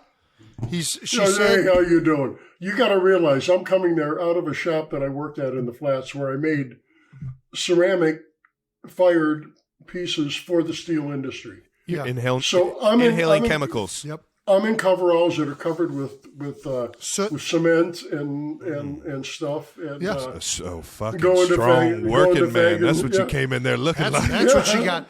She was talking Manpower. about. Yeah, she was talking about the pickup line. That's what got her. And I we started talking and I didn't have a car. I didn't have a car, and I needed a ride home. She gave me a ride home, and she came in. I told her, "Well, hang on, wait till I change." Oh, this is a ride home? That's all? Yeah, she gave me a ride back. That's why I was living with Greg and Bill. But yeah, she gave me a ride home, took a quick shower and cleaned up, and we went out to a bar over in Cedar Center called the No Name. The No Name. Classic. The No Name. Classic No name for a Name. bar. No Name. clever. No Name kicked up and did lots of business about 11:30 every night because bars in Cleveland Heights closed at 11. Oh, nice. Bars in anymore. Cleveland Heights and University Heights closed at 11, and the No Name was in South Euclid. Ooh. And so gotta 11:30, love playing on 12 that border. o'clock, you got everybody went to the No Name. That's just The smart place would business be right there. dead. The place would be dead until 11 o'clock, and then Boom. boom. Yeah. Well, Smart business model right there. Sounds like a true American love story. Well, speaking of Cleveland Heights, we've talked about growing up in Cleveland Heights and mostly all the damage we did to the house. How would you describe raising both of us? Fun.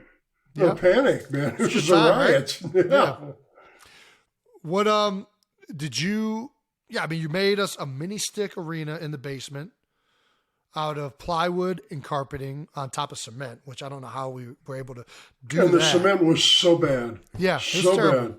Well, you gotta remember the carpeting was that thick rope sisal carpeting, Oh, I remember. which is kind of rough when it scrapes your skin, but it's a good pad between the concrete. It was a thick And the carpet. bones. Yeah, exactly. When you built the mini stick arena, how heavy duty did that thing need to be built? What do you mean? I cut the boards and just found ways to prop them up. If I would have, for instance, I could have. Did you have to get architectural I drawings? put 2x4. No, fuck no. I just kind of take 4x8 sheets and rip them in half. I had toyed with the idea of taking 2x4s as backing, is to hold them all together, to keep them more rigid.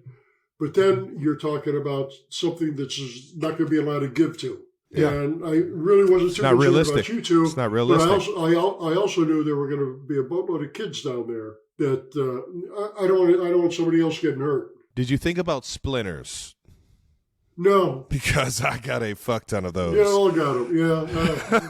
I mean, I knew they were coming, but It's good for the immune system. Got to build up the immunities. Good point. Big immune system guy. I actually expected that thing to be destroyed like in the first couple of weeks. It Because lasted. the boards Lasted would get years. broken. Years. It lasted a couple of years, yeah. Yeah. It was pretty good. We had the sports complex outside too, though. Don't you? Yeah.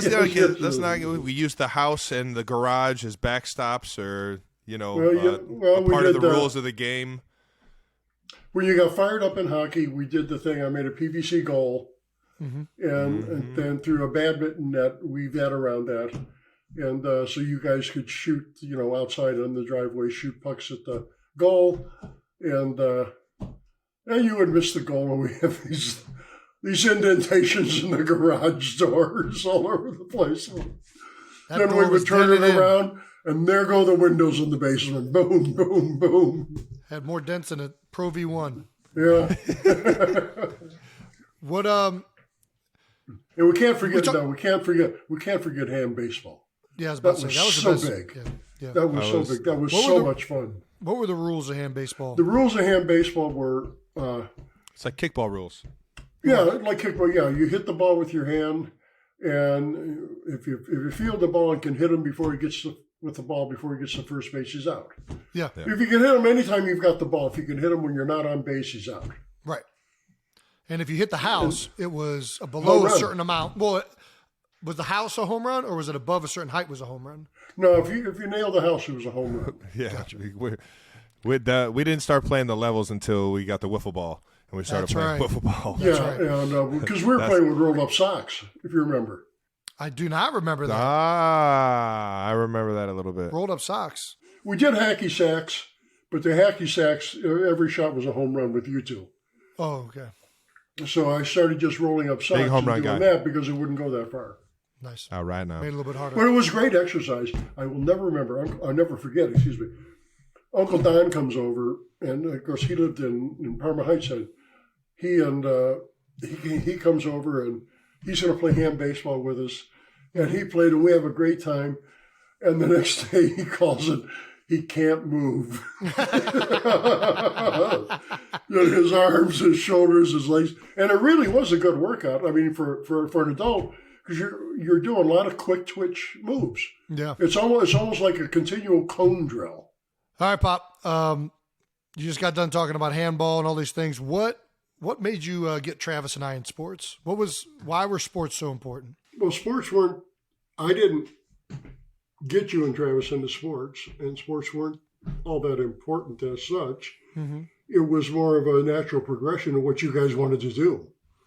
So, my thoughts always as a kid, though, you don't really know about sport. Like, what was the first thing we did was t-ball or soccer? The first thing you did was you were a toddler on the living room floor, and you rolled a ball to me. I rolled it back, and we played that way. And that's where it all started. And this is where we're at today. Okay. So, at what point did you sign us up for t-ball or soccer? First opportunity. And 5 years old for t-ball. Did you coach immediately with t-ball? Because I know you are a coach in youth baseball. No, I t-ball was hard when we were on the west side over North Ridgeville. Yeah. No, it was. I get it. There were a lot of people wanted to be coaches. It's more like and that was daycare fine for with me. I'm not, I'm just, we just have fun. You know what I mean? I do remember you giving me one piece of coaching advice in t-ball, which was you pulled me aside and you said, Jason, none of these kids can throw and catch. After you hit the ball, just keep running. And I had four in the park home runs, and I was like, man, this guy's a genius. Yeah. And for the life of me, I couldn't figure out why other parents didn't do the same thing. You know what I mean? Nobody took it that serious. Nobody was like, how can I get my son up? I do want a home run. Don't stop running. Oh, my gosh. Legendary, man. So you didn't coach us in t-ball. When did you start coaching us? I did coach. I coached Travis in t-ball In the Heights. because I was in the Heights. Gotcha. And did that. And that same time I did that, you were in coach pitch. Yeah. At Heights, and it wasn't a Heights youth program. It was run by the school, actually. Community services. That wasn't a Heights program, though? It was in the Heights, and it was Heights Community Services, but it wasn't Heights Rec. Gotcha. So it wasn't up at Forest Hills. And and this was all, touchy-feely, Oh, yeah, touchy-feely. It's Coach Pitch baseball. What are you talking about, touchy-feely? You can't get much more touchy-feely than Coach Pitch baseball. I went out to pitch one time, and I threw it overhand. And there were parents there who objected to overhand pitch. Gotcha. I have to throw. Everybody has to get it underhand. Everybody has to go underhand. Yeah, and that's when we. And you were like, all right, this is not the level of baseball that I want our kids going. So we went over to community service. I throw stuff underhand to you, all right? Mm-hmm. And everything is a line shot where you got little kids scared to death, every time you come up. So is that a safety? So is that a safety? And it's just, I'm about to say something I can't. So You're never gonna. No, that's cool. You're never gonna pitch underhand. Yeah. And at that time, Heights youth baseball had just consolidated. They had like 3 different programs going on at the same time. That is between travel teams, and there were 2 now, like a little league organization, and I forget what the other one was called. And they had just consolidated everything. And Vince Johnson, I kept telling him, look, I gotta just put this kid in kid pitch. He'll be fine. And he said, I can't do it. He says, everybody's going to want to do that. And I said, all right. So we took Jason we went to South Euclid to play. you played 1 year of kid pitch in South Euclid when you were 7 years old. Yeah. Denison, though, right? 7 or 8. Yeah, a lot of them at Denison. It was the coach was a great guy. You remember you had the hockey coach your first year. Yes. Joe talked to the coach that his son played with. And she said, just come on out here. And so we went out there, and you had a great time. It was fun, and you did well. You weren't. I didn't like you being either one of you guys, but it really started mostly with Jason. I didn't like you being on a team where you were the stud. Okay? I wanted you to be on a team where you got to work harder to play up at the level everybody else is. Makes sense. Makes sense. And we did that. Then the following year, you were eligible for Heights Youth Baseball. And that's when you started coaching. Yes. Okay. Ron, I had coached the T-ball with Travis. Actually, that same year, I coached T-ball with Travis. Just not Coach Mitch. And then then the year after that, we went to South Euclid. Then we're back in Cleveland Heights. You're playing for Ron Schmidt. And, remember that. And Ron... won yourselves a white hat. Won yourselves a white hat. The legendary champion. I should have got that. That's here someplace. I don't have one of those. Pops, time out. What were your rules as a coach? You had one rule that I had rules. No, I had. He's very disciplined because coach. Because this was youth baseball, community baseball. I was, and as much as I was in the winter, and as much as anybody else, I had very specific rules for the team. Yeah. You would go from the infield 1 inning to the outfield the next inning to the bench the next inning, and then repeat. Yeah. That way, every kid played equally. Every kid would be exposed to more positions. Cost us a few games, maybe.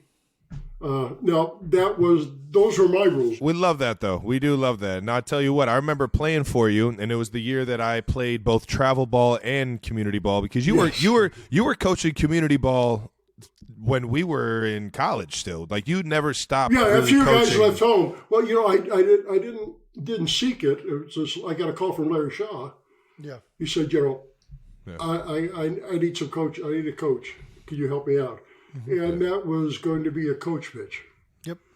And I did that, and I did that. I coached for 6 years, and I had kept the kids. I didn't try to build a powerhouse team or anything, but the kids I coached the first year, their parents come back next year, they want to play for the same guy. Because we did this thing. You played every position. Yep. Everybody played equal. Well, how'd you do the lineup? The lineup was cool how you did that too. Yeah, well, that was just basically print out a spreadsheet and put everybody's name in there, and it would just the first 9 names or 10 names. Microsoft Excel. Were on the field. It works for lineups too. 5 or 6 in the infield, 4 in the outfield. I thought you used to say you did the lineup based on who showed up to the field first. Well, that's batting order. Is that not what a lineup is? That's the lineup. Lineup. I did a batting order according to who showed up. Yeah. I said, I'm there at a half hour. When I get there a half hour before the game, I'm going to start doing the lineup. I was actually there an hour before the game. Yeah. But at a half hour. Did you tell parents? Did you tell parents? Everybody. I had a printout at the beginning of the year that made it very clear. Yeah, no, just a one-page pamphlet printout. Guy. Yep. We're going to do this with playing time. We're going to do this with positioning. Ask for volunteers for snack shit, stuff like that. But I said, the batting order will be when they show up. So if you bring your kid at 2 minutes before game time every week, don't come to me because he's batting last. So if the best hitter showed up last, he was 9? He was batting last. It's terrible coaching, Pop. That's not good coaching. I'm not going to lie. I would have definitely been in the bottom of that lineup. I am not punctual at all. This wasn't very punctual. This wasn't the kid's fault. This was the parents' fault. Well, they also probably they don't have bikes? They don't have bikes? They can't go to the field on their own? Dad, what are you talking about? They got bikes. Let's keep it moving. You can't be making accusations at parents. All right. What sport did you play growing up? Mostly baseball and football. There was CYO basketball, but that was at a pretty basic level. And we just touched on that. You tore your knee out your senior year of high school, and then you decided to play rugby after with a bum knee. Well, I saw rugby when I was at Ohio State. I saw rugby, and I thought that's pretty cool. Then when I came back home after getting out of Ohio State, I ran into some guys at the No Name that were rugby players. And the No Name coming up a lot. Yeah, ended up going to a practice. Actually, went to a game first, and the rugby games were awesome. They were out in the Metro Parks. We had an agreement with the Metro Parks. We had a field we could use. They cut it for us. Nice. We lined it, put up goalposts, and you tore your other cars knee. on both sides. Yeah, that's how I did the other knee.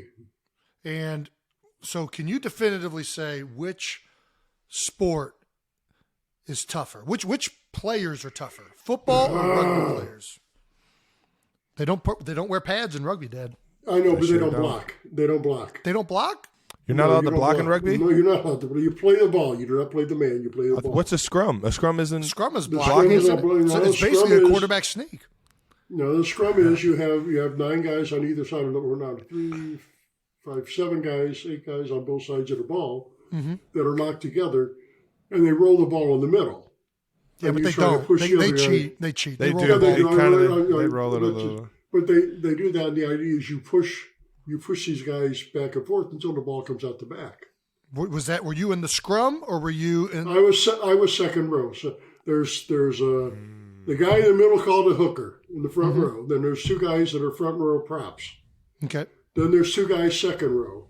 Sure. And then there's 3 guys behind them. Okay. Nice. And that's a typical That's scrum. how it goes. So football players are tougher? I think you get a lot more high collision. Basically, because high speed collisions in football. I mean, you've got pads. You think you're not going to get hurt. You're running faster. Your guys are getting blocked.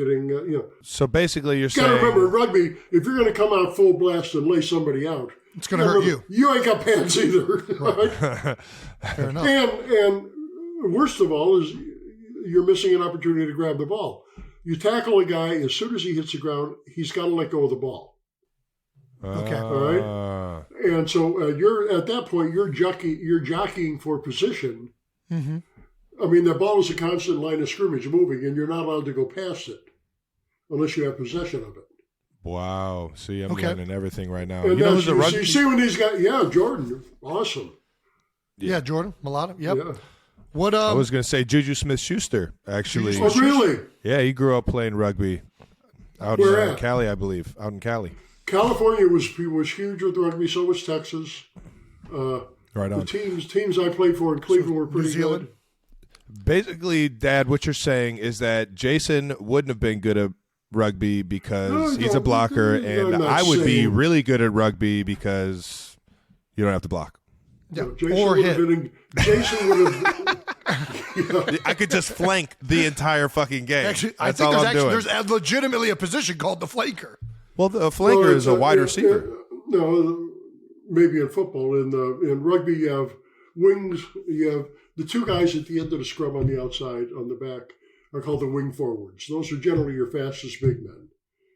All right, the 2 wings, the 8-man, 2 seconds, 2 props, and a hooker.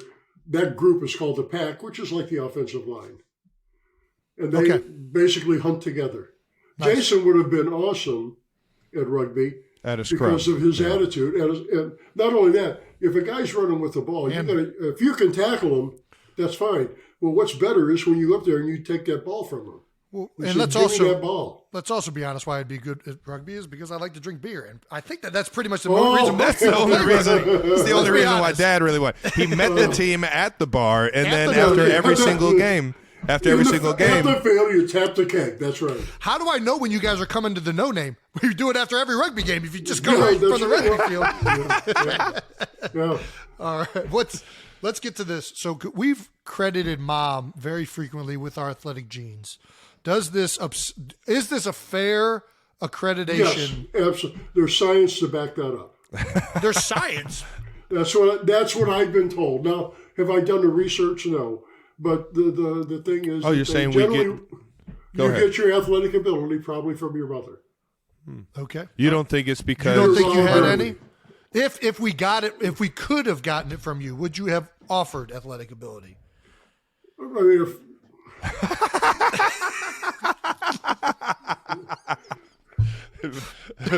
sorry, Mr. Kelce, I don't understand the question. Speaking of Mom, you're divorced, and we asked Mom this question: how much do you hate Mom? Not at all. Gosh, both of them are liars. They're just absolute. No, we're kidding. No. We know you guys don't hate each other. That's one of those questions where you give a short, quick answer to the point and shut the fuck up. Okay, all right. That did not go as planned. I've also learned great things from Ed Kelce.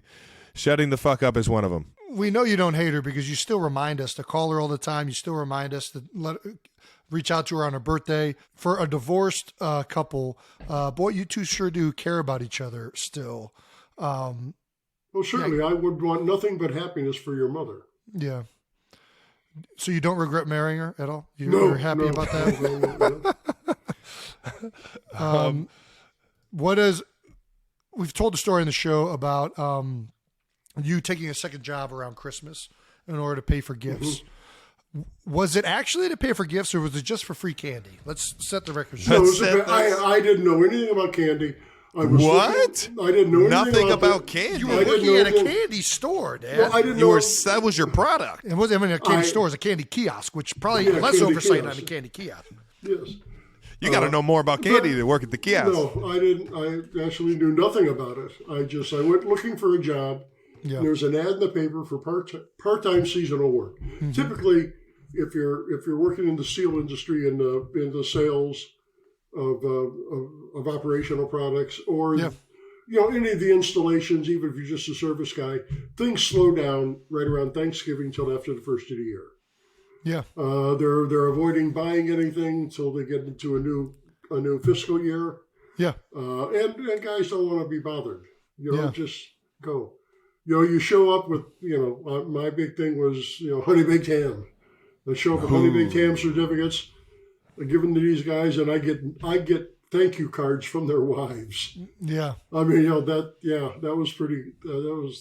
I would do that, so I had time. Mm-hmm. And looking for something part-time, the first year was because the iPods had just come out. Oh yeah, you guys wanted iPods, and you wanted those ridiculously expensive carbon fiber hockey sticks. Yeah, Easton, the single synergy sticks. And so I need to get a part-time job for that, and it paid good. It paid a good hourly wage. So what? Why did you do that? Why was making Christmas special so important to you? I had two kids that I was crazy about. Yeah. I don't know what else, Yeah. That's a good answer. I think that's a solid answer. I don't think I'm unique in that or anything else. Plus, it was more than just buying those gifts. It brought in some more cash around the holidays for all of us. That's fair. We always bring up how you have new knees. You have yes, new knees. New knees. We were just going to ask you to hit a new knees for us, so thank you. Right on cue. How did you get these new knees? How did it? What was the? You went to the doctor and got new knees. What do you mean? Well, that's a good point. Talked to my primary care guy. We don't need this whole story. My bad. Wrong question. Are artificial knees better than actual knees? Oh, hell no. Hell no. They're not. I see you moving around the garden. You look a whole lot better. Well, yeah, but if I hadn't torn, you got to realize that while I had surgery that took me out of sports in high school, that would be a bump in the road for a high school player now. Yeah. Okay, because they would the scar. First of all, they don't go in, and nobody goes in and takes the entire cartilage out anymore. Yeah, no, that's a bad idea.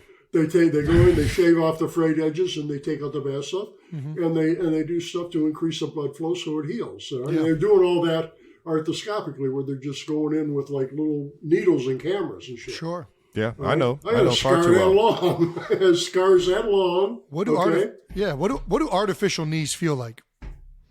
They're I don't know that they feel any different than a feel natural. The natural knee? They certainly can move a lot better. Got some loosey goosiness to them. Yeah, I was about to say. Yeah, it's a little tight, and truth be told, I haven't followed up as well as I should have. No, Damn it, physical Dad. therapy. what? Damn it. But I'll tell you, Carl, my best story about the new knees Yeah, what's the best is one? last year was the first year it really got on airplanes to come and see you guys. Yeah. Okay, because the pandemic year, nothing, and that's really the year that I had the knees replaced. Yep. I go in the airport in Philly, or in Cleveland, I'm ready to take off, or in Philly, and I look at, I'm at gate 23, son of a bitch. I'm looking around, see if there's somebody with a golf cart I can get a ride from. Yeah. Nobody there, so I start to walk, and it hits me. Oh, this ain't no big deal anymore. I can walk again. I can do this. This is okay. Did you have an issue with the metal detector? Yeah. Right. I guess now it's not metal detectors anymore. It's like the spinning thing. If you go through the metal detector, you can't continue. You have to go through you go in the one where you put your hands above your head and it spins around. Mm-hmm. It's like a 3D picture of any metal. Oh, really? They can look and they can actually, if you have any kind of medical implants, you have to go through that. You can't go through the thing where you just walk through. Got it. Well, now we know. I'll tell you what, Dad. I tell everybody that Jason is Ed Kelce 2.0. You guys are literally mirror images of each other, and I love every bit of it. Do you agree? Do you see more in Jason of yourself than you do in me? Am I spot on with this? Oh, hell no. There are things, and you're not the first one to mention it. There are mannerisms, tone, speech things, the way we talk and address people and stuff that are very similar between me and Jason. Oh, yeah. But as far as do I see more of myself in Jason than you? No, in some ways it might be the other way. Whoa! In what ways specifically? Well, I don't. No, I'm not going into that. We all were thinking it. Because he sees We're the all negative thinking things. it. He sees the Yeah. negative things. Saying he No, can't read. no. He's very poor with money. That's a great but- reader. What are we talking about? What? We're not, Oh no, I thought it was just. We're not going there. All right. Next question. Trav, come on. You got this next one. Now I want to know what you see in me that you see in yourself. Travis, when this is did all the things you feel need to the fix. When did you feel like the NFL might be an actual reality for me and Jason? Did you ever think about steering us in a different direction, or when we? Well, I was never going to steer you any place. I was just, my thoughts were always, my job is to help you find a passion and then feed that passion. Now, your passion, both of you guys, was sports. But it would have been the same thing. It would have been music, dance, art, whatever. Whatever you want to do, I'm there, but you're doing something, goddammit. Yeah. And as far as the NFL, it was very apparent to me when you were in high school, there was something outrageously special about both of you. Maybe even middle school. And I'm not alone in that puberty. regard. Yeah. We're bigger than everybody. Might have been the size. just Was were it the? bigger. No, okay. By the time puberty hit, you've been playing hockey for 3 or 4 years each. Right. Hockey was such a huge influence. Yeah.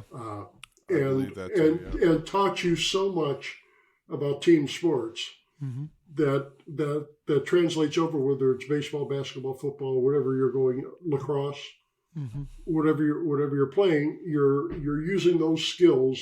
And I don't necessarily mean the physical skills. I'm talking more of the mental aspect. Hockey, they're going to skate, do something very uncomfortable, unorthodox, move across ice on skates. At the same time, you got to stick, you keep on the ice, you got a puck, you can't look at it, and you got to keep skating. And at the same time, you're looking at a rotation on that ice of where players are going and to know where you're going to go. Yeah. And I'll tell you when it really hit me about how much the exposure that you guys had to multiple sports impacted everything was Travis's summer of you're off the team when he played baseball. Yeah. The only time I've ever gotten cut in my life. Well, I got cut in college too, but and I watch him go up to the plate and start looking around, everything going on, looking at the coach, seeing all these signs, and the next swing, the ball went where it should have gone, hit behind the runner advanced, and I see him on second base. He's looking all around where everything is, catching signs back and forth, and I'm thinking, what we're seeing here is the culmination of a lifetime, albeit a brief lifetime, but a lifetime of playing multiple sports and understanding team games and how you need to interact to make your teams better. Mm. And I mean, it's the same skills, the same mindset that sees that field like that is the same mindset that you have when you go out on the football field. When you're playing, when Jason was playing lacrosse, it was the same thing, and I think that is what made a difference. Now, at that point, by then, everybody knew you were going to be in the NFL. I had a pretty good indication this was going to happen. He just got kicked off the team, I wasn't even playing both football. Both of you guys, yeah, but it's a foregone conclusion at that point? Yeah, it was. Yeah. I just switched positions, and I looked like Draymond Green trying to run routes. What do you mean? It was. Really was speaking more about it that time. I knew it was a foregone conclusion with Jason, but. And you knew I knew how to follow footsteps. And you knew Travis was more athletic than me. So if Jason's going, Travis is going. All right. If we wouldn't have gone into the NFL, Pop, what do you think we would both be doing? And to be honest, we don't know the answer to this question, so I doubt you're going to know the answer. You would be doing something with sports. So do you think Travis would be in the NBA? Well, no, I'm not even going there. Don't try to drag me into that. It's just a question. I'm not dragging you into anything. There's no agenda behind that question. Could Travis have played in the NBA? Yes. But could he? Knew it. But what position did he play? You want to let me finish? Can I finish? Sure. All right. There would have been no baseball, no football. It would have been nothing but basketball because everybody that's in the NBA plays nothing but baskall. Yeah. I'm with you on that. Everybody in Major League Baseball plays nothing but baseball. And if you're not playing, and you have to because every other player out there is doing the same thing. That's what they're doing. Same with hockey too. Yeah, I hear you. Yeah, and hockey's even worse. All the time. You play good. Oh, gotcha. What advice would you give parents listening whose kids might have aspirations of going into the NFL? Depending on the age. And it's hard to say kids got aspirations for the NFL when he's 6, 7 years old.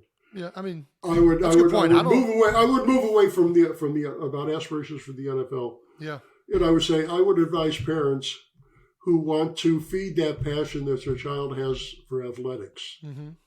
And the most, again, you sound like a broken record here. Put them on ice. That would be the first thing. Put them on ice. You really think hockey is the main way to get to the NFL? No, I think hockey is the main way for you to understand team sports and develop conditioning and team play. Right. And learn skills to do things that are unorthodox. Yeah. I think hockey's like that. I also think soccer's like that. Yeah, I think, yes. And baseball's kind of like that. Baseball's a little bit different, too. Yeah, baseball's a little different. But I mean, if the kids have the aspirations, fine. My problem is with the parents who have the aspirations and not the kids. Well, you got to tell the world what you're feeding us, man. Yeah, speaking of feeding, you just talked about feeding. What do you feed NFL kids? To grow future NFL players, what is the nutrition like for those kids growing up? Don't lie. What is it? I'm going to tell you, but it's not for NFL kids. It's not for anything. It's for healthy young bodies. What's that? Meat, protein, protein with every meal, a carb with every meal, fruit and vegetable. Where does soda fit? We never got vegetables growing up. I never ate a single vegetable.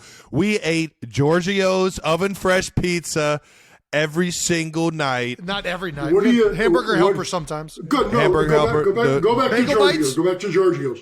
Can we Bagel go to bites? Giorgio's? Want to go to Bagel Bites? What's on Bagel those? bites. I want bagel bites. Huh? Protein. What's on a bagel bite? Carbs. What's on the Cheese. bagel bite? Cheese. What's that red stuff? That's sauce. Salt. Yes, yeah. What's It's the high sauce fructose Sodium. corn syrup. High fructose corn syrup. It's Yes, I guarantee it's high fructose corn. It's a vegetable. It's a 1,000%. vegetable sauce. Somebody pull up the nutritional ingredients of ladies and bagel gentlemen, bites. my It's high dad- fructose corn syrup. All right, bagel bite. You may have me on bagel bites. All right. Let's get to the real nutrition that we had every single time, most frequently probably.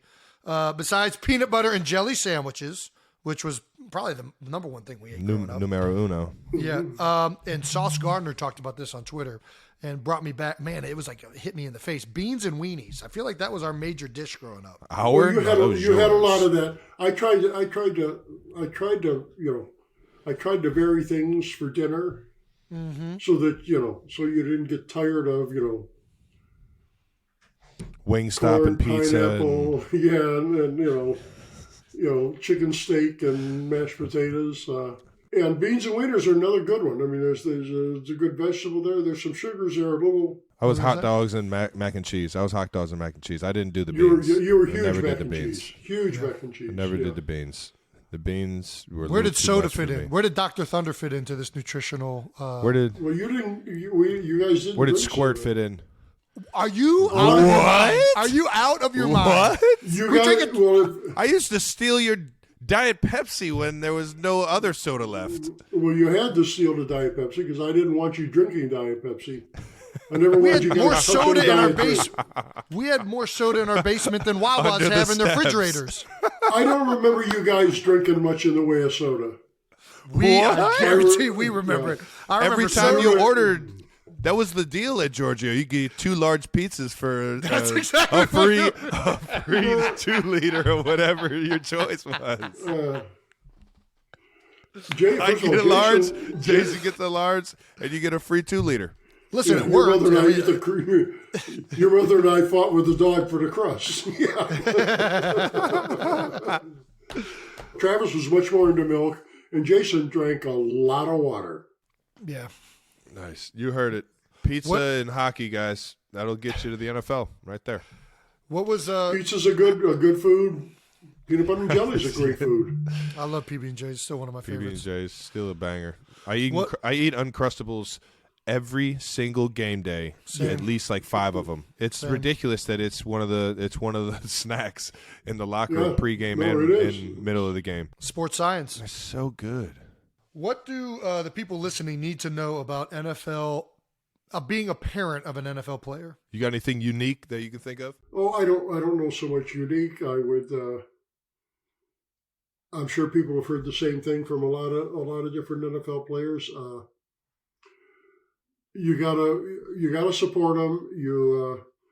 There's absolutely nothing you can do to soothe their bruised, not just their bruised egos, but their hurt feelings and miserable. I mean, you lose a game, you feel like shit. No, you're a kid, you lose a game, okay? You come home. You get a Capri Sun at the end. We get a movie and we go get ice cream. You know what I mean? Get some Dr. And we Thunder, try to throw it forget in a about it. glass. As soon as- yeah. Get some Dr. Pepper that nobody drinks.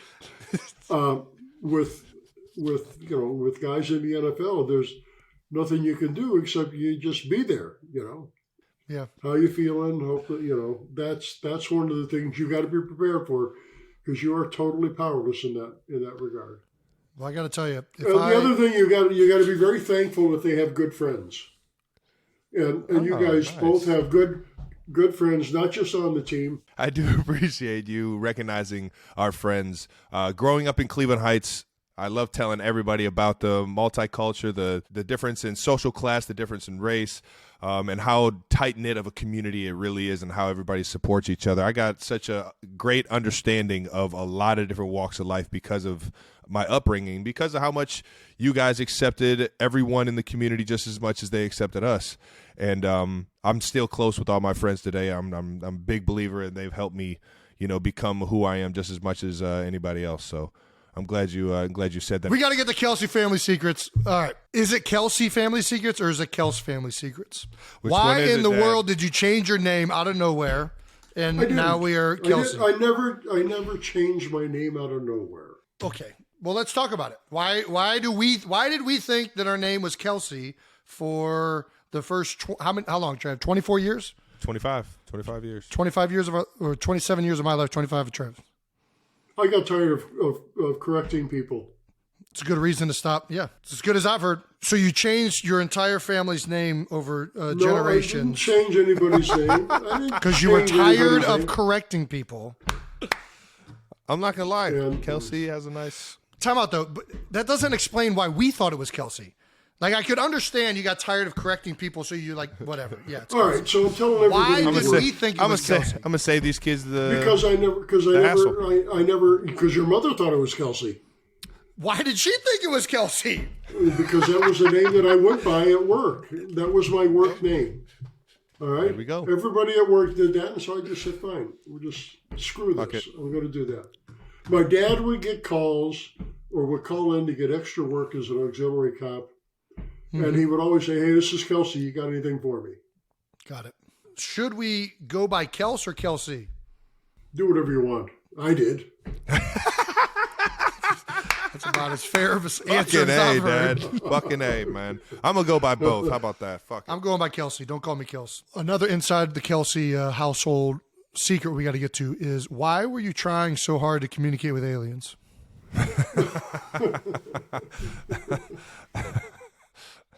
I had, the internet was such a great thing because suddenly I could read stuff about anything and everything.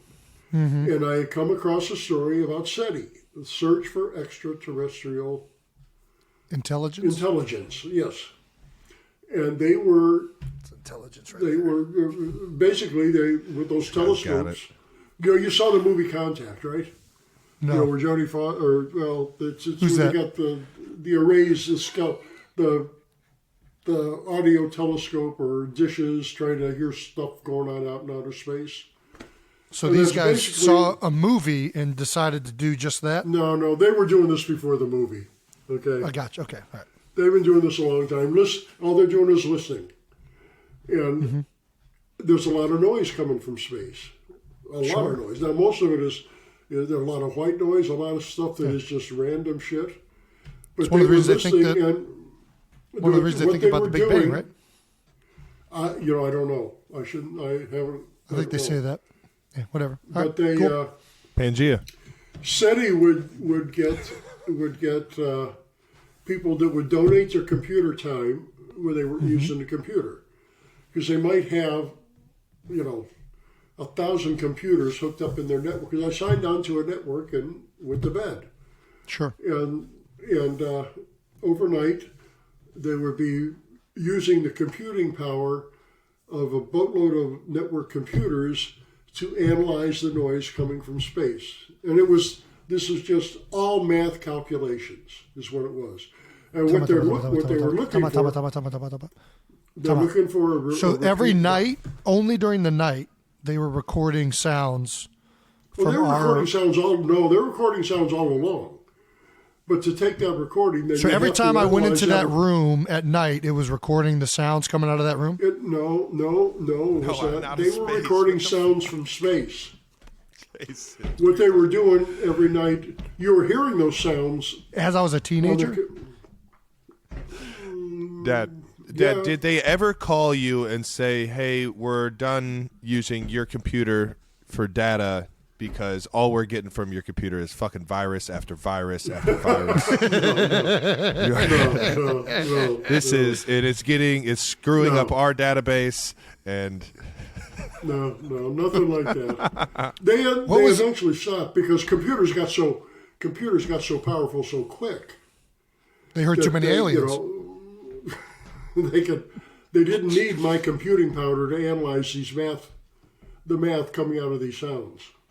Gotcha. So what was the plan if you heard like somebody say, "Hey, I'm an alien"? Did you call SETI like, "Yo, what the fuck was that? What was it? Did you hear that? Did you hear that?" What was that? Gotta know. Did they have a log that like told you exactly what they thought it was? There would be no. There's nothing that I ever heard, and I never questioned anybody. But there were always, every morning or every third or fourth morning, you would get an email that would tell you, well, here's what your computer did the last couple of nights. Worked on this sound coming from who's it, what's it, and yeah, we didn't find anybody. But, when was the last time you stole music from the library? This is what I'm saying. You and Jason are the exact same person because Jason actually did this with our Xbox when Xbox 360 came out. The original Xbox that we had, Jason and I think it was Nolan Plunkett. Yeah, Nolan Nolan and was the brains behind this, reprogrammed the Xbox so that you could actually download games onto the hard drive. Yes. Yeah, burn them. So Jason took your method of going and taking library CDs, but his method was go to Blockbuster and get all the video games at Blockbuster and download them onto. So we were playing games that I didn't even know we had, but we were renting for. Why are you snitching? $25. What do you mean you snitched on Dad? I'm just letting everybody know you two are the same exact fucking person. Well, talk about what Dad did wasn't illegal. His taxes paid for that. For what I did, going to Blockbuster and doing that, that's. And I was going and getting CDs that were albums I had already purchased. All of there's no chance. There's no chance you owned all those albums. You're talking about.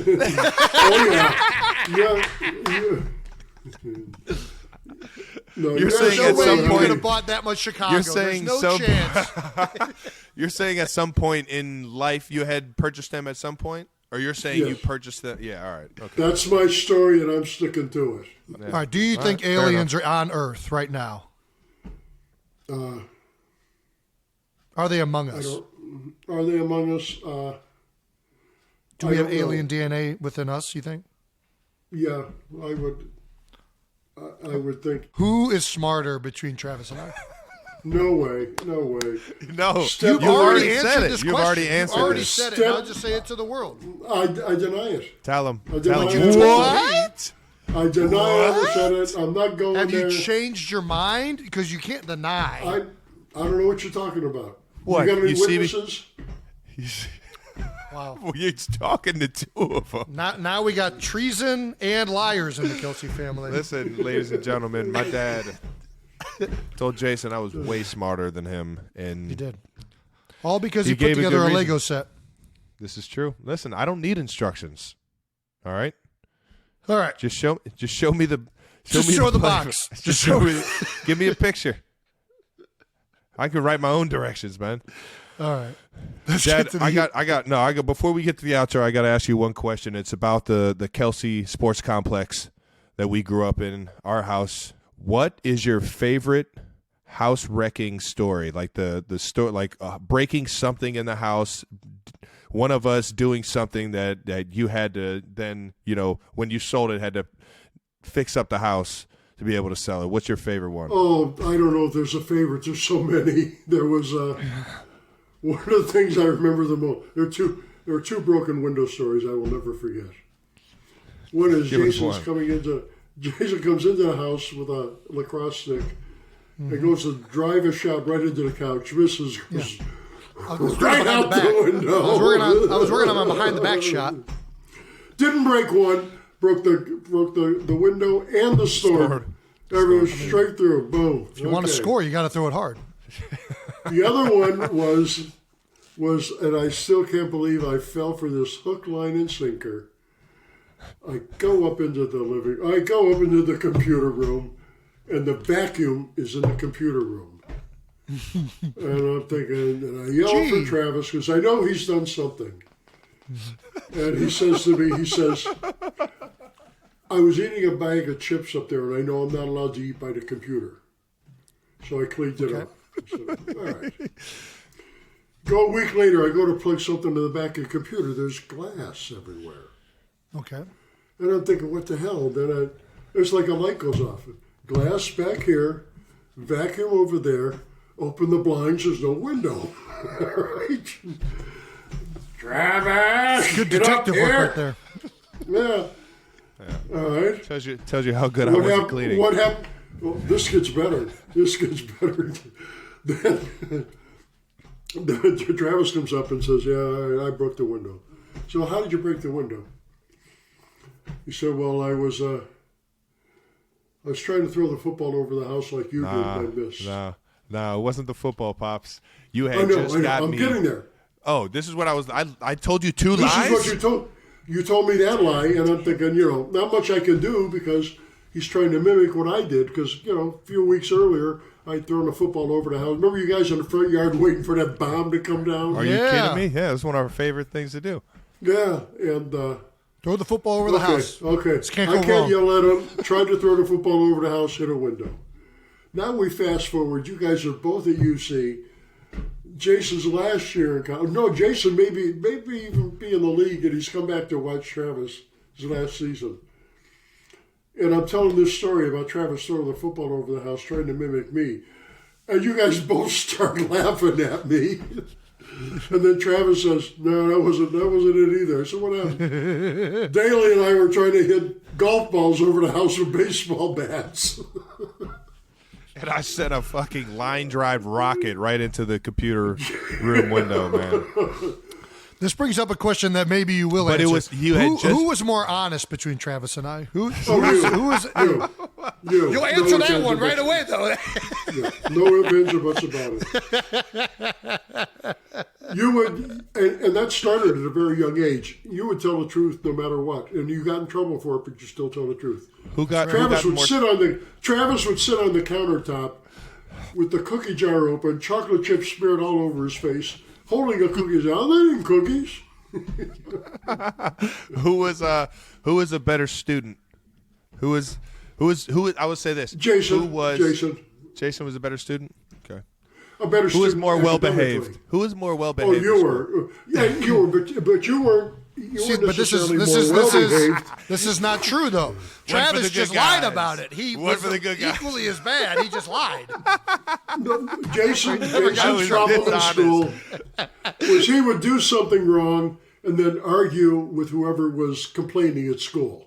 That's right. Travis would get caught doing something wrong and I'm sorry, Miss B. I shouldn't have done that. Sorry. Should have never did that.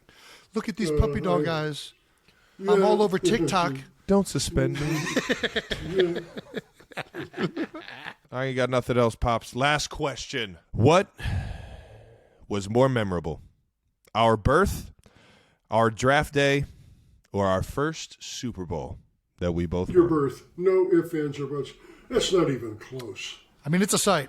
It's a It's lot going on there. Yeah. The birth. Visually, I mean, it's burned into your head. No, and it's exciting is not necessarily something that you're looking at, but it's something you're experiencing in the birth of a child. And you know that. You know that right now. Yeah, I'm trying to be funny. I don't know if it's working. Pops, you got any final thoughts? Or do you have any questions for us? We've been asking you questions yeah. the whole time. Do you have any questions for us? No. You don't want to know which parent we love more? No. I forgot to ask Mom this. This is how I know Mom loved you more. Is I got Skechers and you always got No, Jason. the new She got Jordans. those Skechers for me too. I just politely asked Mom to take those back. That's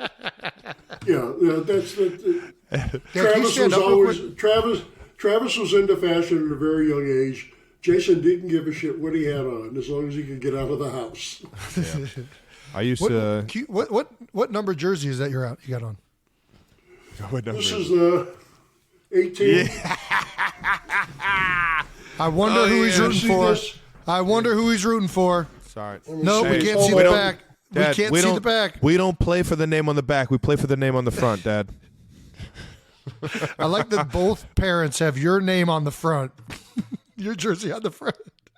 Hey, there he is. We see it. We see the 6-0. right, Jason we wore got it. 60 We in got it. college. I wore number 18. What are your thoughts on bread bowls? Is Waffle House a diner? Waffle House? No. It's a Waffle House. I don't know that. Sure. No, knew it. Eye of the beholder. Knew it. That people don't understand this. My most vivid memory of you growing up was you sitting in front of the living room, whatever night it was that Jeopardy came on. It might have been every fucking night. I'm not even sure, but you would sit there and you would house about I want to say roughly between 15 and 30 buffalo wings, chicken and wings. you would have a half gallon of blue cheese, and you would do this the entire time, drenched in sweat, locked in on the TV, and just rapid fire answer, and you would be sweating bullets as I was sweating. And I was like, why is he sweating? And then I grew up and I started eating wings like that, and I started sweating, and I realized it's a Kelce thing. Yes, there you go. Yeah. Are boneless wings chicken wings? No. What are they? They're processed meat that's squeezed together in a patty. Huh. Jeopardy answer. It's a Jeopardy answer. Yeah, you forgot to answer it in the form of a question. That is wrong. Okay. Ed Kelce, next.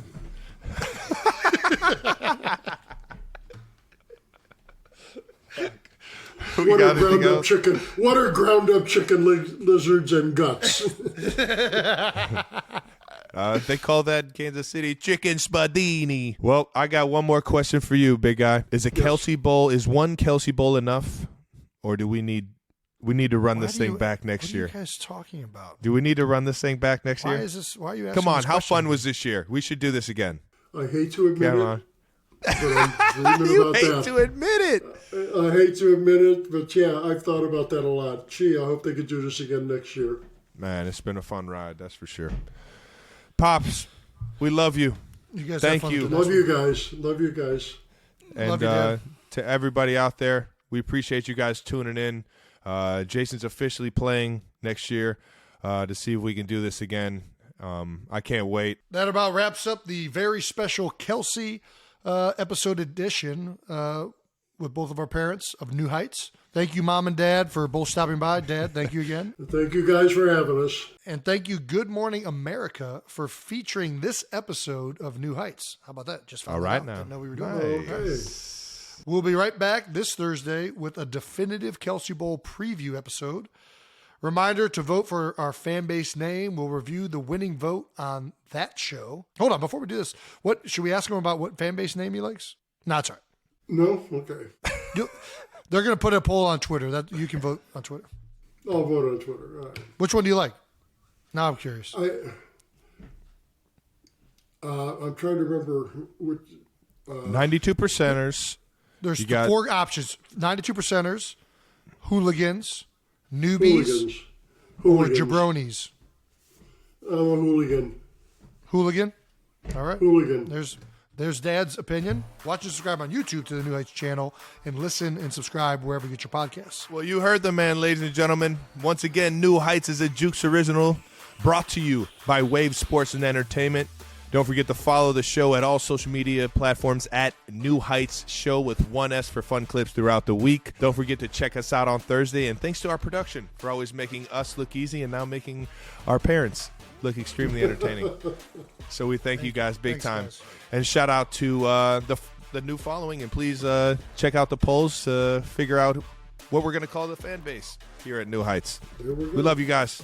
Pops. Love you guys. Bye-bye. Love you, Dad. Love you.